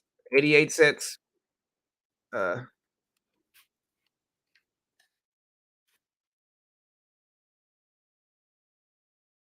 and we're waiting on hold. Waiting for the earnings call to start, guys. Bear with me. Bro, if they're late on this, dude, come on, man. Nvidia, y'all got to do better. I mean, I see y'all are moving up, but come on now. My head hurts, bro. I've been streaming for literally 8 hours today, guys. 8 hours. Subscribe. Listen, everything we do here is free. I don't claim to be an expert. I don't act like a guru. I don't charge people for anything. And so subscribe, bro. I'm tired, man. Nvidia needs to start this earnings call.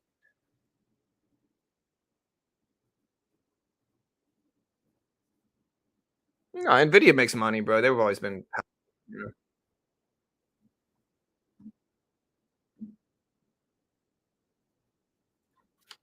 All right, guys.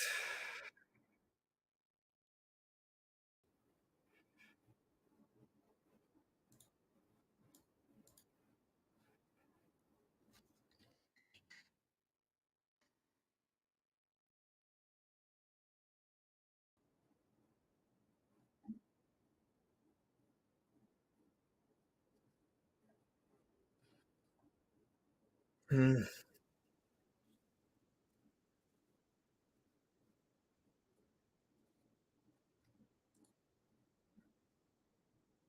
Nah, we do it. Hey, I appreciate you guys. Thank you. Hey, what's up, Ver? Hey, thanks, man. Yeah, Lunar's flying up today. Huge move. Spy pull it back a little bit now.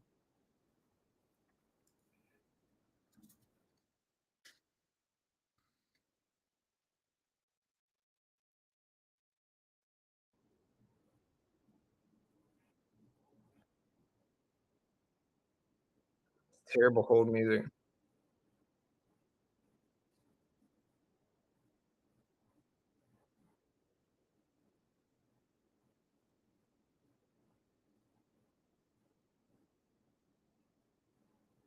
All right, I think they're starting.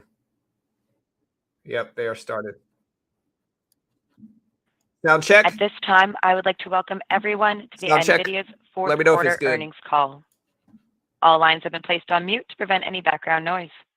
After the speaker's remarks, there will be a question and answer session.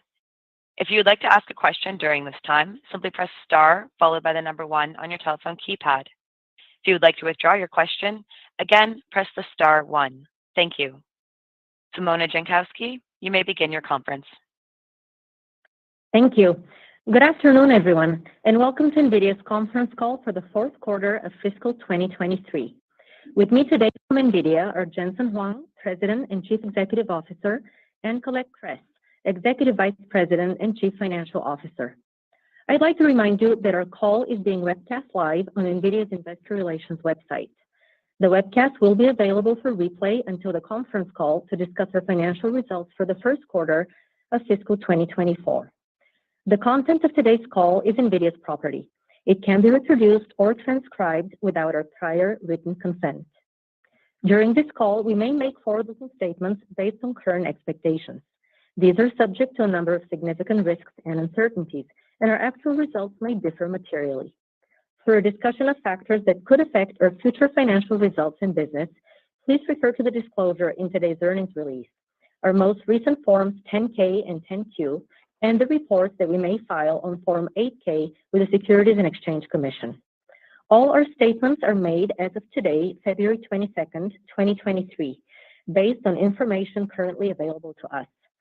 Except as required by law, we assume no obligation to update any such statements. During this call, we will discuss non-GAAP financial measures. You can find a reconciliation of these non-GAAP financial measures to GAAP financial measures in our CFO commentary, which is posted on our website. With that, let me turn the call over to Colette. Thank you, Simona. Q4 revenue was $6.05 billion, up 2% sequentially and down 21% year-on-year. Full-year revenue was $27 billion, flat from the prior year. Starting with data center. Revenue was $3.62 billion, was down 6% sequentially and up 11% year-on-year. Fiscal year revenue was $15 billion and up 41%.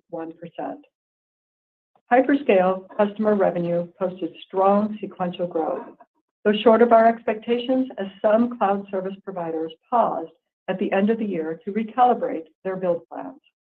Though we generally see tightening that reflects overall macroeconomic uncertainty, we believe this is a timing issue at the end. Market demand for GPUs and AI infrastructure is strong. Networking grew, but a bit less than our expected on softer demand for general purpose CPU infrastructure. The total data center sequential revenue decline was driven by lower sales in China, which was largely in line with our expectations, reflecting COVID and other domestic issues. With cloud adoption continuing to grow, we are serving an expanding list of fast-growing cloud service providers, including Oracle and GPU specialized CSPs. Revenue growth from CSP customers last year significantly outpaced that of data center as a whole, as more enterprise customers move to a cloud-first approach. On a trailing four-quarter basis, CSP customers drove about 40% of our data center revenue.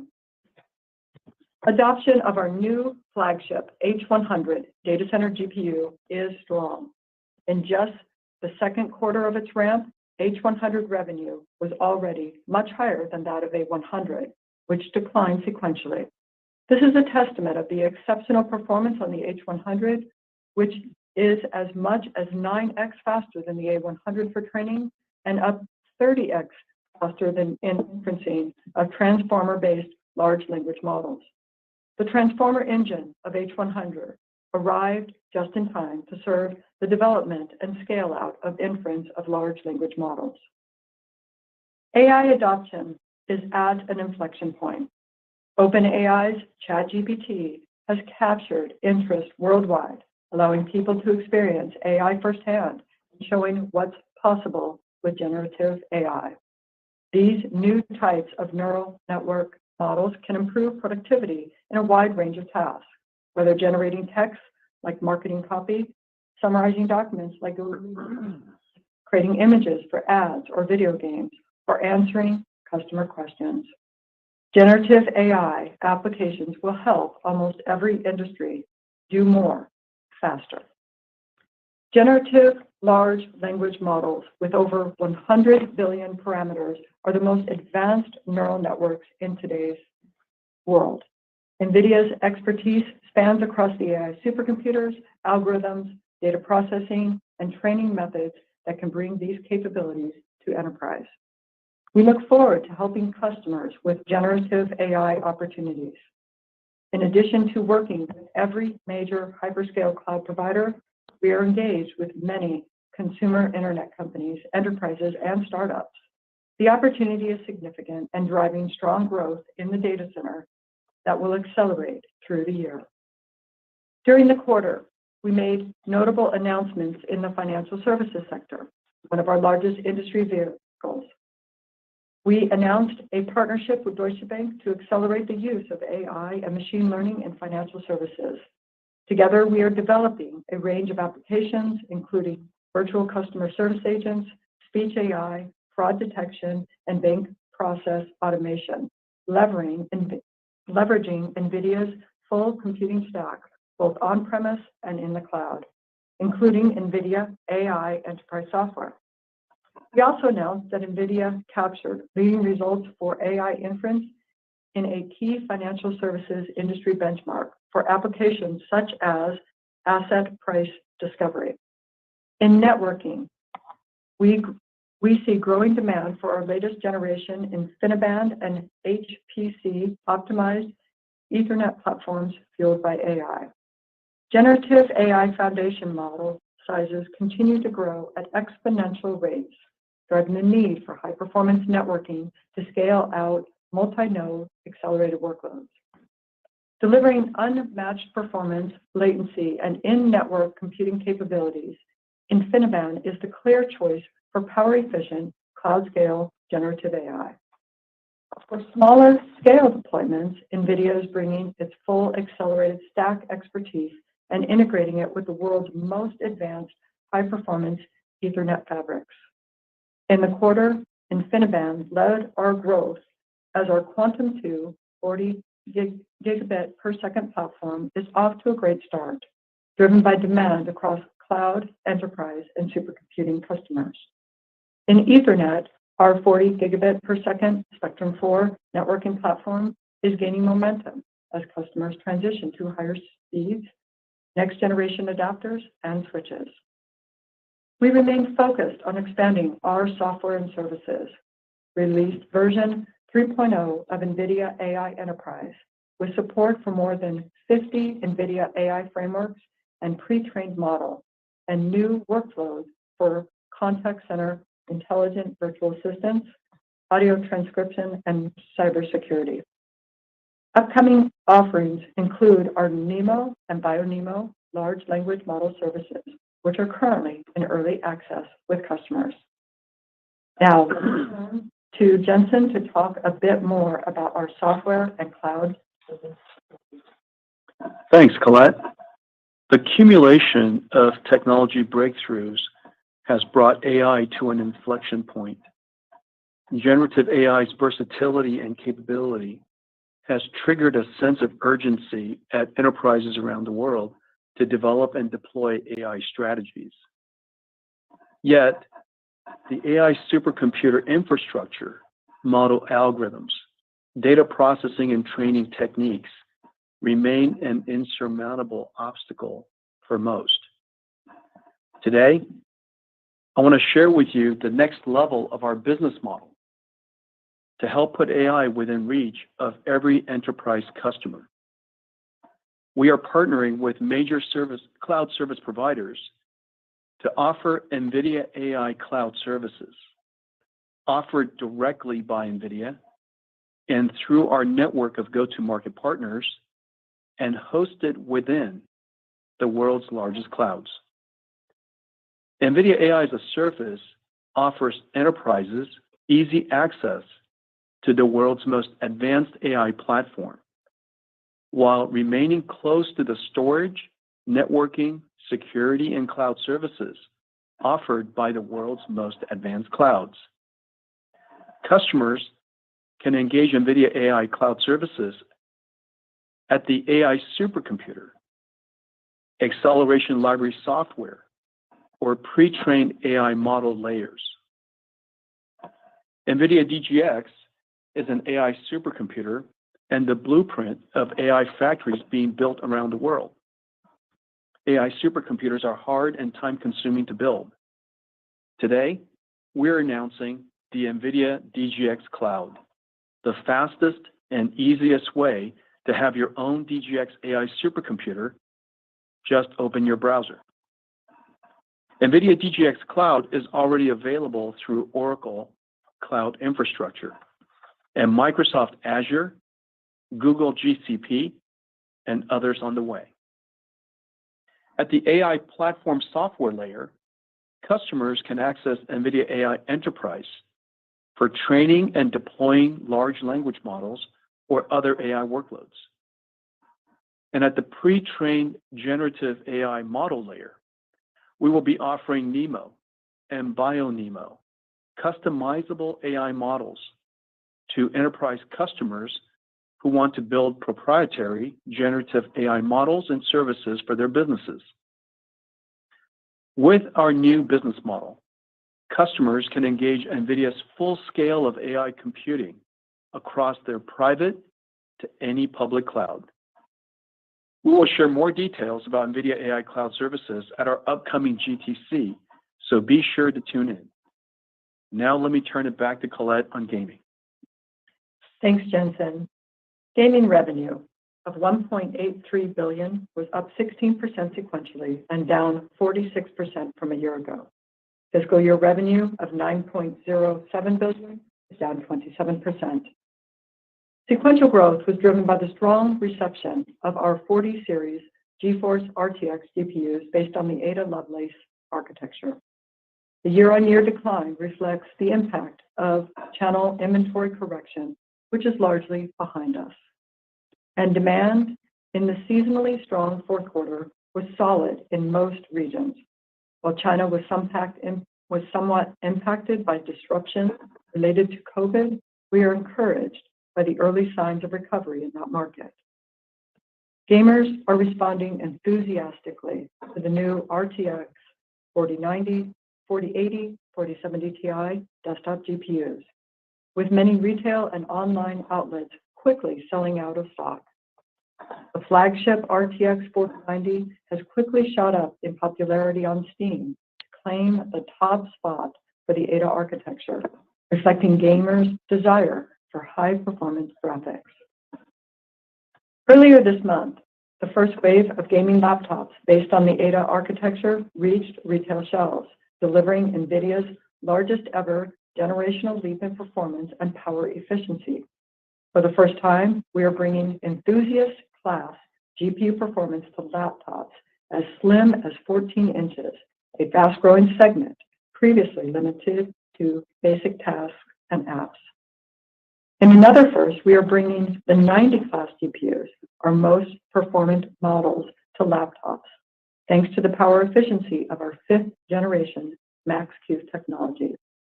All in, RTX 40 series GPUs will power over 170 gaming and creator laptops, setting up for a great back-to-school season.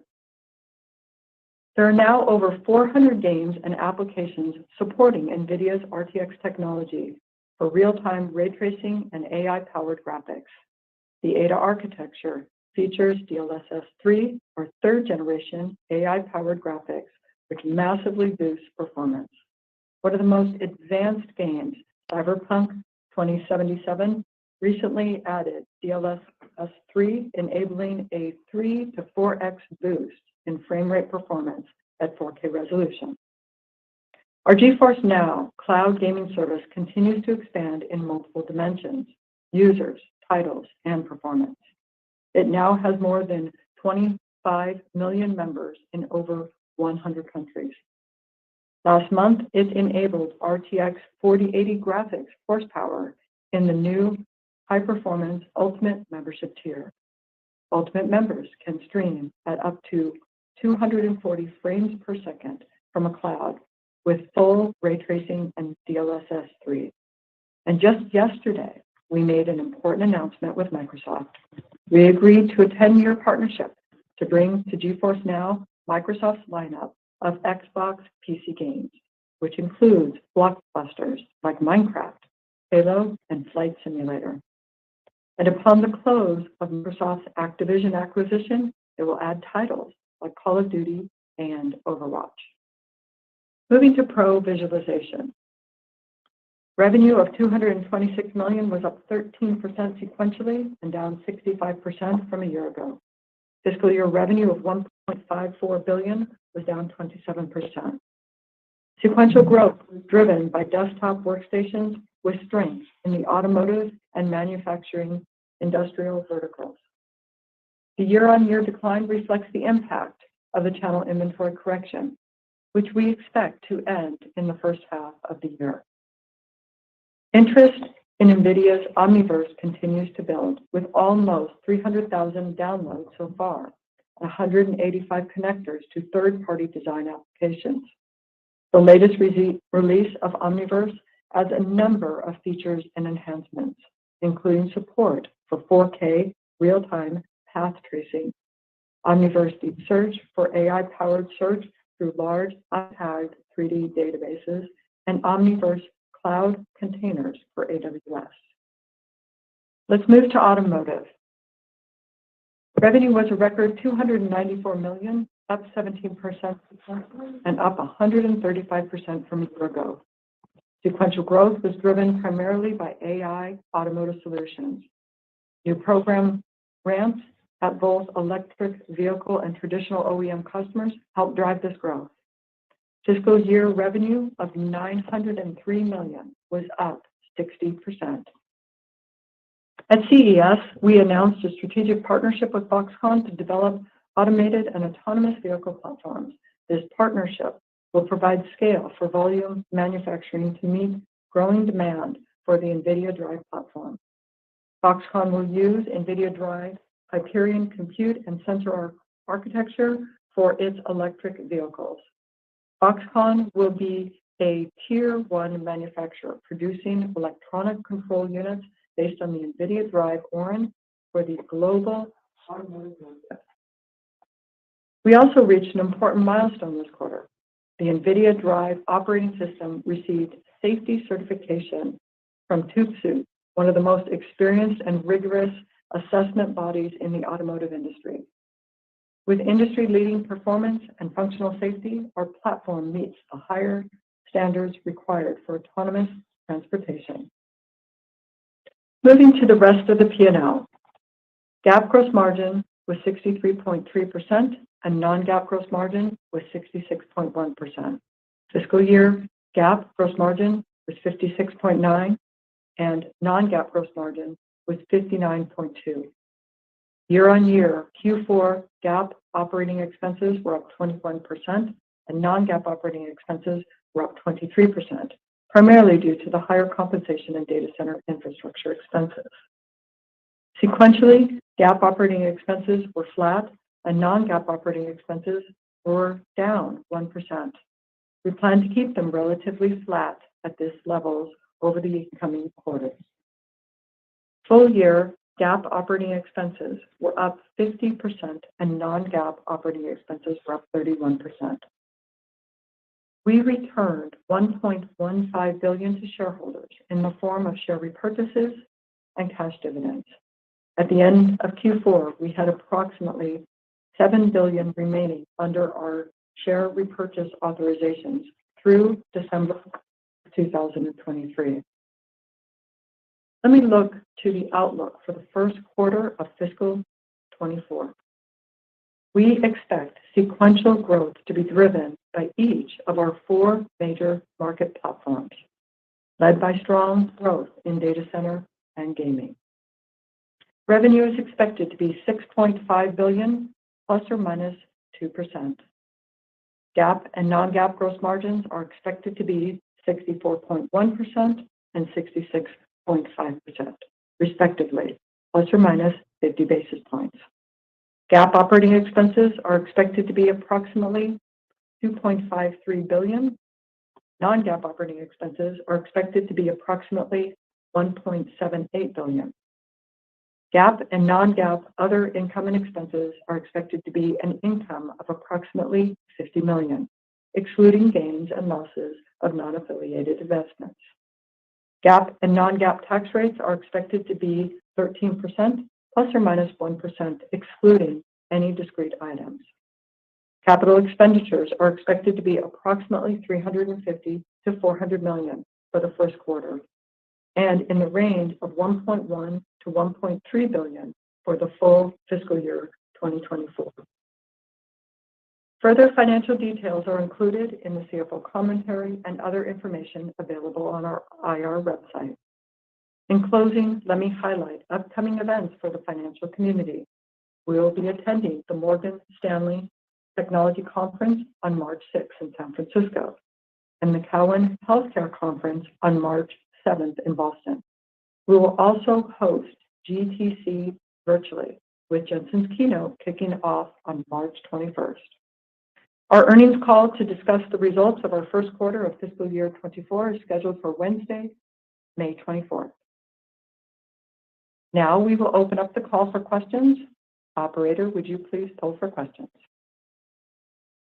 At this time, I would like to remind everyone, in order to ask a question, press star, then the number 1 on your telephone keypad. As a reminder, please limit yourselves to one question. We'll pause for just a moment to compile the Q&A roster.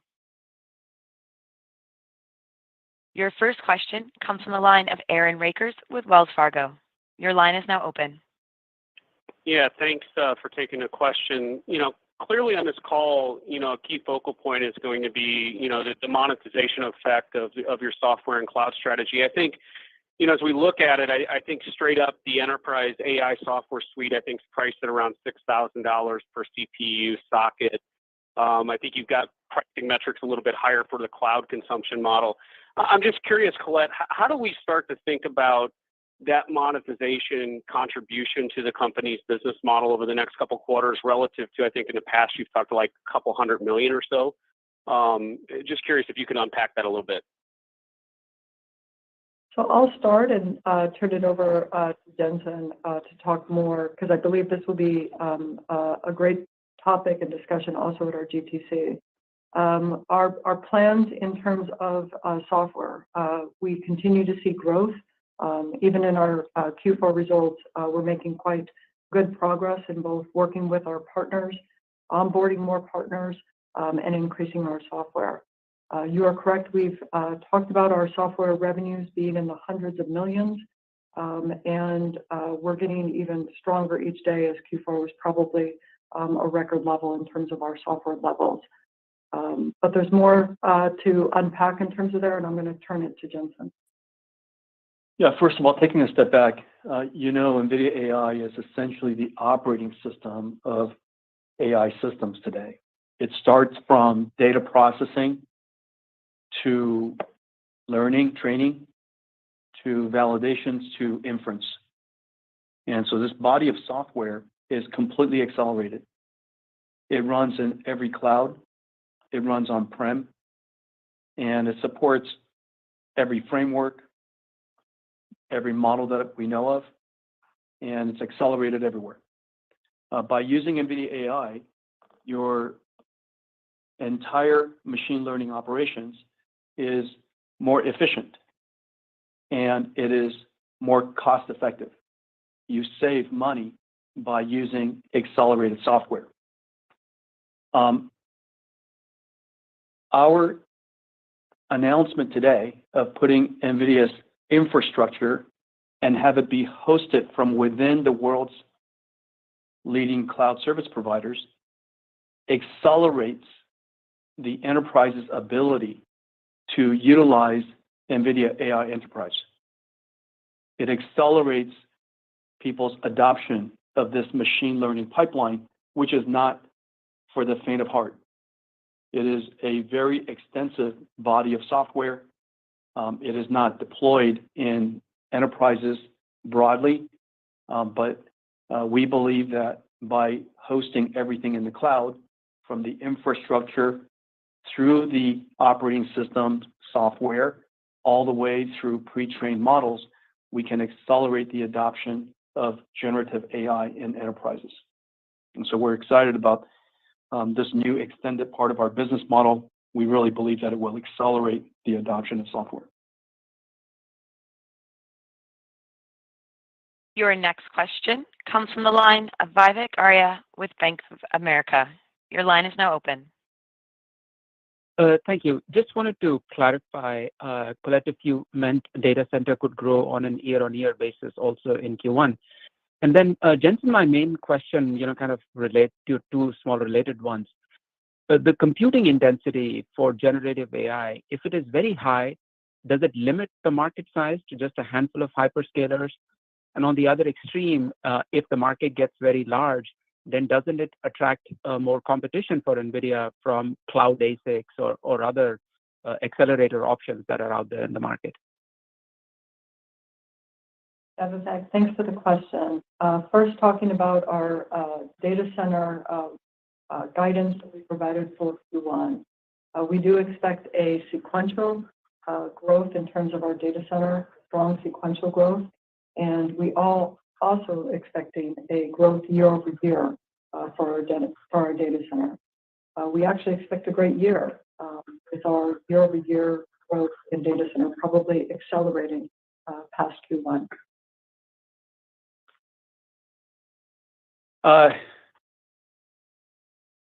Large language models are called large because they are quite large. However, remember that we've accelerated and advanced AI processing by 1,000,000x over the last decade. Moore's law in its best days would have delivered 100x in a decade. By coming up with new processors, new systems, new interconnects, new frameworks and algorithms, and working with data scientists, AI researchers on new models, across that entire span, we've made large language model processing 1,000,000 times faster. 1,000,000 times faster. What would have taken a couple of months in the beginning now happens in about 10 days. And of course, you still need a large infrastructure. And even the large infrastructure, we're introducing Hopper, which with its transformer engine, its new NVLink switches, and its new InfiniBand 400 gigabits per second data rates, we're able to take another leap in the processing of large language models. And so I think by putting NVIDIA's DGX supercomputers into the cloud with NVIDIA DGX Cloud, we're going to democratize the access of this infrastructure and with accelerated training capabilities, really make this technology and this capability quite accessible. So that's one thought. The second is the number of large language models or foundation models that have to be developed is quite large. Different countries with different cultures and its body of knowledge are different. Different fields, different domains, whether it's imaging or it's biology or it's physics. Each one of them need their own domain of foundation models. With large language models, of course, we now have a prior that could be used to accelerate the development of all these other fields, which is really quite exciting. The other thing to remember is that the number of companies in the world have their own proprietary data. The most valuable data in the world are proprietary. And they belong to the company. It's inside their company. It'll never leave the company. And that body of data will also be harnessed to train new AI models for the very first time. And so our strategy and our goal is to put the DGX infrastructure in the cloud so that we can make this capability available to every enterprise, every company in the world who would like to create proprietary data. And so proprietary models. The second thing about competition, we've had competition for a long time. Our approach, our computing architecture, as you know, is quite different on several dimensions. Number one, it is universal, meaning you could use it for training, you can use it for inference, you could use it for models of all different types. It supports every framework. It supports every cloud. It's everywhere. It's cloud to private cloud, cloud to on-prem. It's all the way out to the edge. It could be an autonomous system. This one architecture allows developers to develop their AI models and deploy it everywhere. The second very large idea is that no AI in itself is an application. There's a pre-processing part of it and a post-processing part of it to turn it into a application or service. Most people don't talk about the pre and post-processing because it's maybe not as sexy and not as interesting. However, it turns out that pre-processing and post-processing oftentimes consumes half or 2/3 of the overall workload. And so by accelerating the entire end-to-end pipeline from pre-processing, from data ingestion, data processing, all the way to the pre-processing, all the way to post-processing, we're able to accelerate the entire pipeline versus just accelerating half of the pipeline. You know, the limit to speed up, even if you're infinitely fast, if you only accelerate half of the workload, is twice as fast. Whereas if you accelerate the entire workload, you could accelerate the workload maybe 10, 20, 50 times faster, which is the reason why when you hear about Nvidia accelerating applications, you routinely hear 10x, 20x, 50x speed up. And the reason for that is because we accelerate things end to end, not just the deep learning part of it, but using CUDA to accelerate everything from end to end. And so I think the universality of our accelerated computing platform, the fact that we're in every cloud, the fact that we're from cloud to edge, makes our architecture really quite accessible and very differentiated in its way. And most importantly, to all the service providers, because of the utilization is so high, because you can use it to accelerate the end-to-end workload and get such good throughput, our architecture is the lowest operating cost. It's not the comparison is not even close. So, anyhow, those are the two answers. Your next question comes from the line of CJ Muse with Evercore. Your line is now open. Yeah, good afternoon. Thank you for taking the question.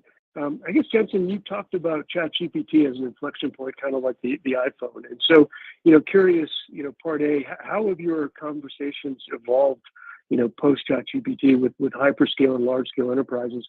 And then secondly, as you think about, Hopper with the transformative engine and Grace with high bandwidth memory, how have you kind of your outlook for growth for those two product cycles evolved, in the last few months? Thanks so much.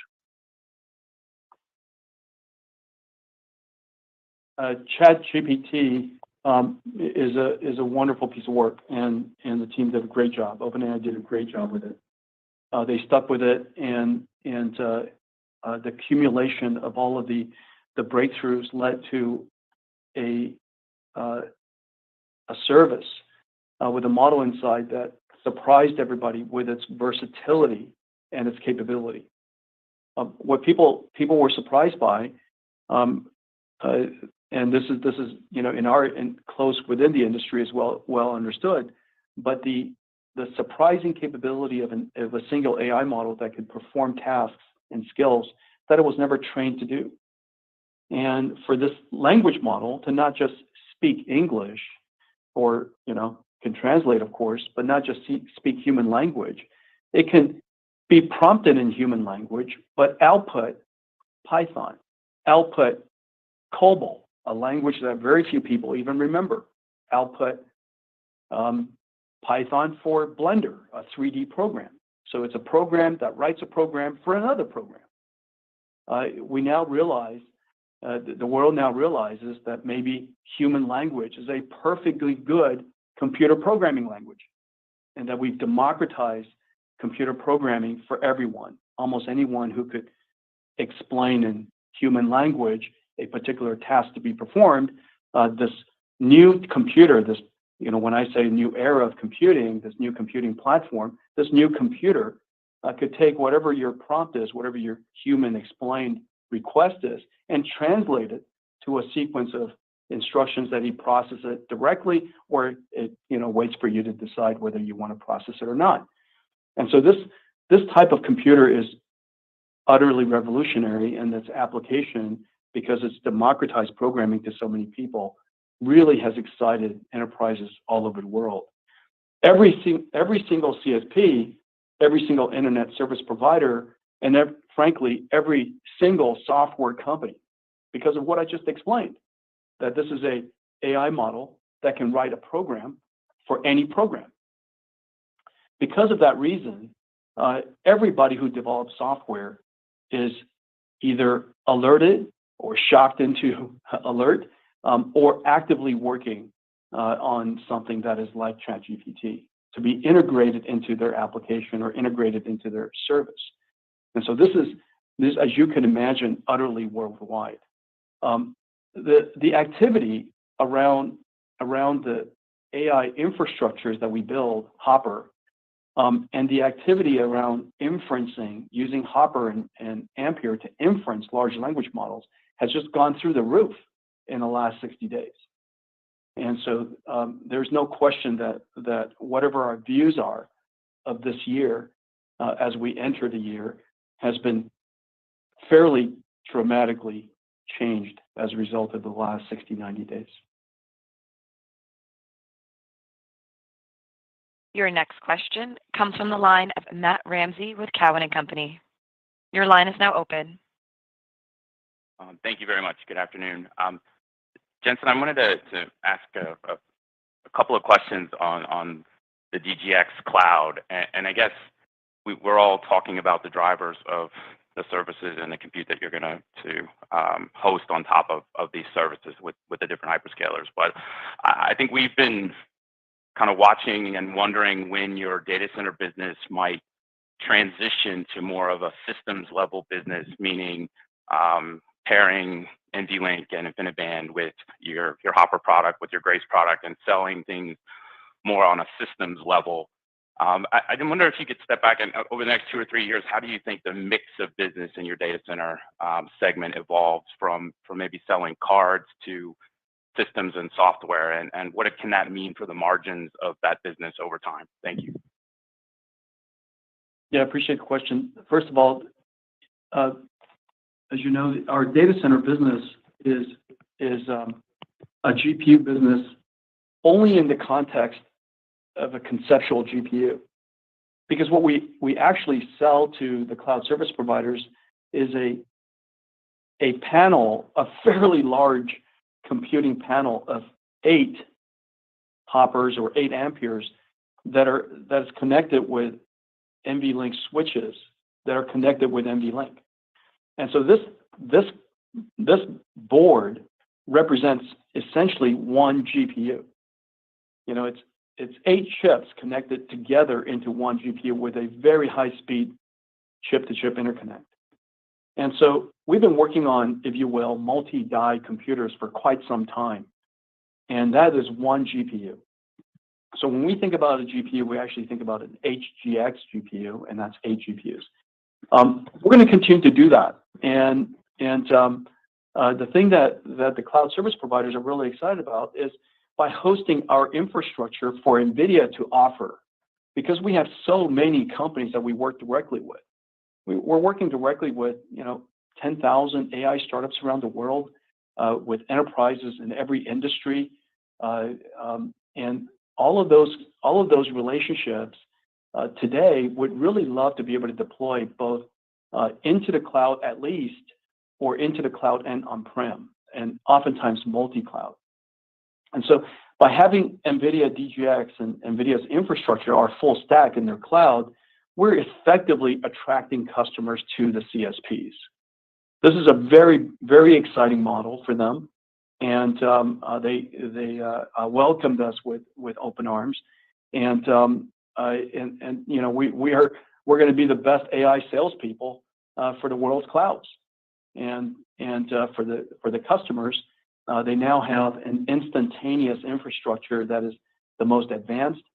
They have a team of people who are extremely good, from the infrastructure to the acceleration software, the NVIDIA AI open operating system, all the way up to AI models. Within one entity, they have access to expertise across that entire span. And so this is a great model for customers. It's a great model for CSPs. And it's a great model for us. Lets us really run like the wind. As much as we will continue and continue to advance DGX AI supercomputers, it does take time to build AI supercomputers on-prem. It's hard no matter how you look at it. It takes time no matter how you look at it. And so now we have the ability to really prefetch a lot of that and get customers up and running as fast as possible. Your next question comes from the line of Timothy Arcuri with UBS. Your line is now open. Thanks a lot. Jensen, I had a question about what this all does to your TAM. Most of the focus right now is on text, but obviously there are companies doing a lot of trading on, video and, music. They're, working on models there. And it seems like somebody who's training these big models has maybe on the high end at least 10,000 GPUs in the cloud that they've contracted, and maybe tens of thousands of more to inference a, widely deployed model. So it seems like the incremental TAM is easily in the several hundred thousands of, GPUs and, easily in the tens of billions of dollars. But I'm kind of wondering what this does to the TAM numbers you gave last year. I think you said 300 billion hardware TAM and 300 billion software TAM. So how do you kind of think about what the new TAM would be? Thanks. I think those numbers are really good anchors still. The difference is because of the if you will, incredible capabilities and versatility of generative AI, and all of the converging breakthroughs that happened towards the middle and the end of last year, we're probably going to arrive at that TAM sooner than later. There's no question that this is a very big moment for the computer industry. Every single platform change, every inflection point in the way that people develop computers happened because it was easier to use, easier to program, and more accessible. This happened with the PC revolution. This happened with the internet revolution. This happened with mobile cloud. Remember, mobile cloud, because of the iPhone and the App Store, 5 million applications and counting emerged. There weren't 5 million mainframe applications. There weren't 5 million, workstation applications. There weren't 5 million PC applications. And because it was so easy to develop and deploy amazing applications, part cloud, part on a mobile device, and so easy to distribute because of app stores, the same exact thing is now happening to AI. In no computing era did one computing platform, ChatGPT, reached 150 million people in 60, 90 days. I mean, this is quite an extraordinary thing, and people were using it to create all kinds of things. And so I think that what you're seeing now is just a torrent of new companies and new applications that are emerging. There's no question this is in every way a new computing era. And so I think the TAM that we explained and expressed, it really is even more realizable today and sooner than before. Your next question comes from the line of Stacy Rasgon with Bernstein. Your line is now open. Hi guys, thanks for taking my questions. I had a clarification and then a question, both for Colette. The clarification, you said H100 revenue is higher than A100. Was that an overall statement, or was that at the same point in time, like after 2 quarters of shipments? And then for my actual question, I wanted to ask about auto, specifically the Mercedes opportunity. Mercedes had an event today, and they were talking about software revenues for their MB drive that could be, single digit or low billion, euros by mid-decade and mid-billion euros by the end of the decade. And I know you guys were supposedly splitting software revenues 50-50. Is that kind of the order of magnitude of software revenues from the Mercedes deal and that you guys are thinking of, and over that similar time frame? Is that how we should be modeling that? Thank you. Great. Thanks, Stacy, for the question. Let me first start with your question you had about H100 and A100. We began initial shipments of H100 back in Q3. It was a great start. Many of them began that process many quarters ago, and this was a time for us to get production level to them in Q3. So Q4 was an important time for us to see a great ramp of H100 that we saw. What that means is our H100 was the focus of many of our CSPs within Q4, and they were all wanting to get both it up and running as in cloud instances. And so we actually saw less of A100 in Q4 of what we saw in H100 being a larger amount. We tend to continue to sell both architectures going forward, but just in Q4, it was a strong quarter for H100. Now, your additional questions that you had on Mercedes-Benz. Very pleased with the joint connection that we have with them and the work. We've been working very diligently at both getting ready to come to market. But you're right, they did talk about the software opportunity. They talked about their software opportunity in two phases, about what they can do with Drive, as well as what they can also do with Connect. They extended out to a position of probably about 10 years, looking at the opportunity that they see in front of us. So it aligns with what our thoughts are with a long-term partner of that and sharing that revenue over time. Yeah, one of the things that if I could add, Stacy, to say something about the wisdom of what Mercedes is doing. This is the only large luxury brand that has across the board from the entry all the way to the highest end of their luxury cars to install every single one of them with a rich sensor set, every single one of them with an AI supercomputer, so that every future car in the Mercedes fleet will contribute to an install base that could be upgradable and forever renewed for customers going forward. If you could just imagine what it looks like if the entire Mercedes fleet that is on the road today were completely programmable, that you can OTA, it would represent tens of millions of Mercedeses that would represent revenue generating opportunity. And that's the vision that Ola has and what they're building towards. I think it's going to be extraordinary. A large install base of luxury cars that will continue to renew for customers' benefits and also for revenue generating benefits. Your next question comes from the line of Mark Lipacis with Jefferies. Your line is now open. Hi, thanks for taking my question. I think for you, Jensen, it seems like every year a new workload comes out and drives demand for your processor, your ecosystem cycles. And if I think back, facial recognition and then recommendation engines, natural language processing, Omniverse, and now generative AI engines. Can you share with us your view?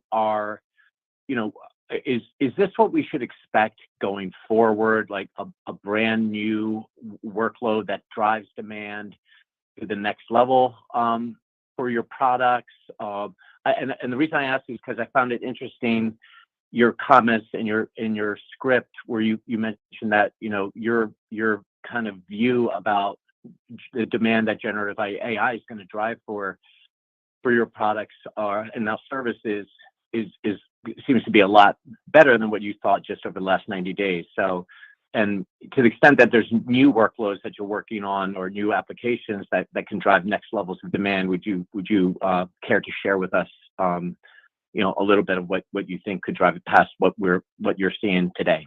Thank you. Yeah, Mark, I really appreciate the question. First of all, I have new applications that you don't know about and new workloads that we've never shared that I would like to share with you at GTC. And so that's my hook to come to GTC, and I think you're going to be very surprised and quite delighted by the applications that we're going to talk about. Now, there's a reason why it is the case that you're constantly hearing about new applications. Now, the reason for that is number one, Nvidia is a multi-domain accelerated computing platform. It is not completely general purpose like a CPU, because a CPU is, 95%, 98% control functions and only 2% mathematics, which makes it completely flexible. We're not that way. We're an accelerated computing platform that works with the CPU, that offloads the really heavy computing units, things that could be highly parallelized to offload them. But we're multi-domain. We could do particle systems, we could do fluids, we could do neurons, and we can do computer graphics, we can do rays. There are all kinds of different applications that we can accelerate, number one. Number two, our installed base is so large. This is the only accelerated computing platform, the only platform, literally the only one, that is architecturally compatible across every single cloud, from PCs to workstations, gamers, to cars, to on-prem. Every single computer is architecturally compatible, which means that a developer who develops something special would seek out our platform because they like the reach. They like the universal reach. They like the acceleration, number one. They like the ecosystem of programming tools and the ease of using it, and the fact that they have so many people they could reach out to help them.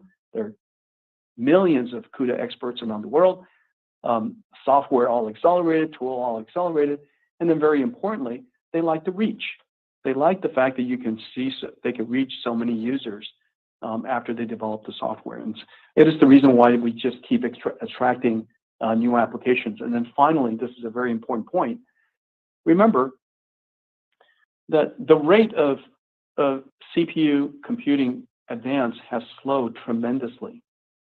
And whereas back in the first 30 years of my career, it 10x in performance at about the same power every 5 years, and 10x every 5 years. That rate of continued advance has slowed at a time when people still have really, really urging applications that they would like to bring to the world, and they can't afford to do that with the power keep going up. Everybody needs to be sustainable. You can't continue to consume power. By accelerating it, we can decrease the amount of power you use for any workload. And so all of these multitude of reasons is really driving people to use accelerated computing, and we keep discovering new exciting applications. Your next question comes from the line of Atif Malik with Citi. Your line is now open. Hi, thank you for taking my question. Colette, I have a question on data center. You saw some weakness on build plans in the January quarter, but you're guiding to year-over-year acceleration in April and through the year. So if you can just rank order for us the confidence in the acceleration, is that based on your H100 ramp or generative AI sales coming through, or the new AI services model? And also if you can talk about what you're seeing on the enterprise vertical. Sure. Thanks for the question. When we think about our growth, yes, we're going to grow sequentially in Q1 and do expect year-over-year growth in Q1 as well. We'll likely accelerate there going forward. So what do we see as the drivers of that? Yes, we have multiple product cycles coming to market. We have H100 in market now. We are continuing with our networking launches as well that are sometimes fueled with our GPU computing with our networking. And then we have Grace coming likely in the second half of the year. Additionally, generative AI, it's sparked interest definitely among our customers, whether those be CSPs, whether those be enterprises, whether those be startups. We expect that to be a part of our revenue growth this year. And then lastly, let's just not forget that given the end of Moore's Law, there's an era here of focusing on AI, focusing on accelerated computing. So as the economy improves, this is probably very important to the enterprises, and it can be fueled by the existence of cloud first for the enterprises as they open that up. I'm going to turn it to Jensen to see if he has any additional things he'd like to add. No, I think you did great. That was great. Your last question today comes from the line of Joseph Moore with Morgan Stanley. Your line is now open. Great, thank you. Jensen, you talked about this sort of million times improvement in your ability to train these models over the last decade. Can you give us some insight into what that looks like in the next few years, and to the extent that some of your customers with these large language models are talking about 100x the complexity over that kind of time frame? I know Hopper's 6x better transformer performance, but what can you do to scale that up, and how much of that just reflects that it's going to be a much larger hardware expense down the road? First, I'll start backwards. I believe the number of AI infrastructures are going to grow all over the world, and the reason for that is this: AI, the production of intelligence, is going to be manufacturing. There was a time when people manufactured just physical goods. In the future, there will be almost every company will manufacture soft goods. It just happens to be in the form of intelligence. Data comes in, that data center does exactly one thing and one thing only. It cranks on that data and it produces a new updated model. Where raw material comes in, a building or infrastructure cranks on it, and something refined or improved comes out that is of great value. That's called a factory. And so I expect to see AI factories all over the world. Some of it will be hosted in cloud. Some of it will be on-prem. There will be some that are large. There's some that will be mega large, and then there'll be some that are smaller. And so I fully expect that to happen. Number one. Number two, over the course of the next 10 years, I hope through new chips, new interconnects, new systems, new operating systems, new distributed computing algorithms, and new AI algorithms, and working with developers coming up with new models, I believe we're going to accelerate AI by another million X. There's a lot of ways for us to do that.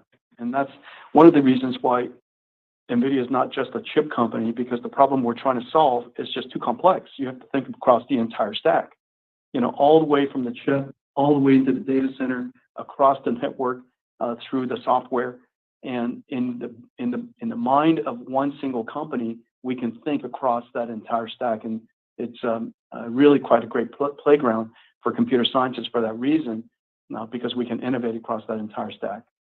And so my expectation is that you're going to see really gigantic breakthroughs in AI models in the next coming, the AI platforms in the coming decade. But simultaneously, because of the incredible growth and adoption of this, you're going to see these AI factories everywhere. This concludes our Q&A session. I will now turn the call back over to Jensen Huang for closing remarks. Thank you. The accumulation of breakthroughs from transformers, large language model, and generative AI has elevated the capability and versatility of AI to a remarkable level. A new computing platform has emerged. New companies, new applications, and new solutions to long-standing challenges are being invented at an astounding rate. Enterprises in just about every industry are activating to apply generative AI to reimagine their products and businesses. The level of activity around AI, which was already high, has accelerated significantly. This is the moment we've been working towards for over a decade, and we are ready. Our Hopper AI supercomputer with the new transformer engine and quantum InfiniBand fabric is in full production, and CSPs are racing to open their Hopper cloud services. As we work to meet the strong demand for our GPUs, we look forward to accelerating growth through the year. Don't miss the upcoming GTC. We have much to tell you about new chips, systems, and software, new CUDA applications and customers, new ecosystem partners, and a lot more on NVIDIA AI and Omniverse. This will be our best GTC yet. See you there. This concludes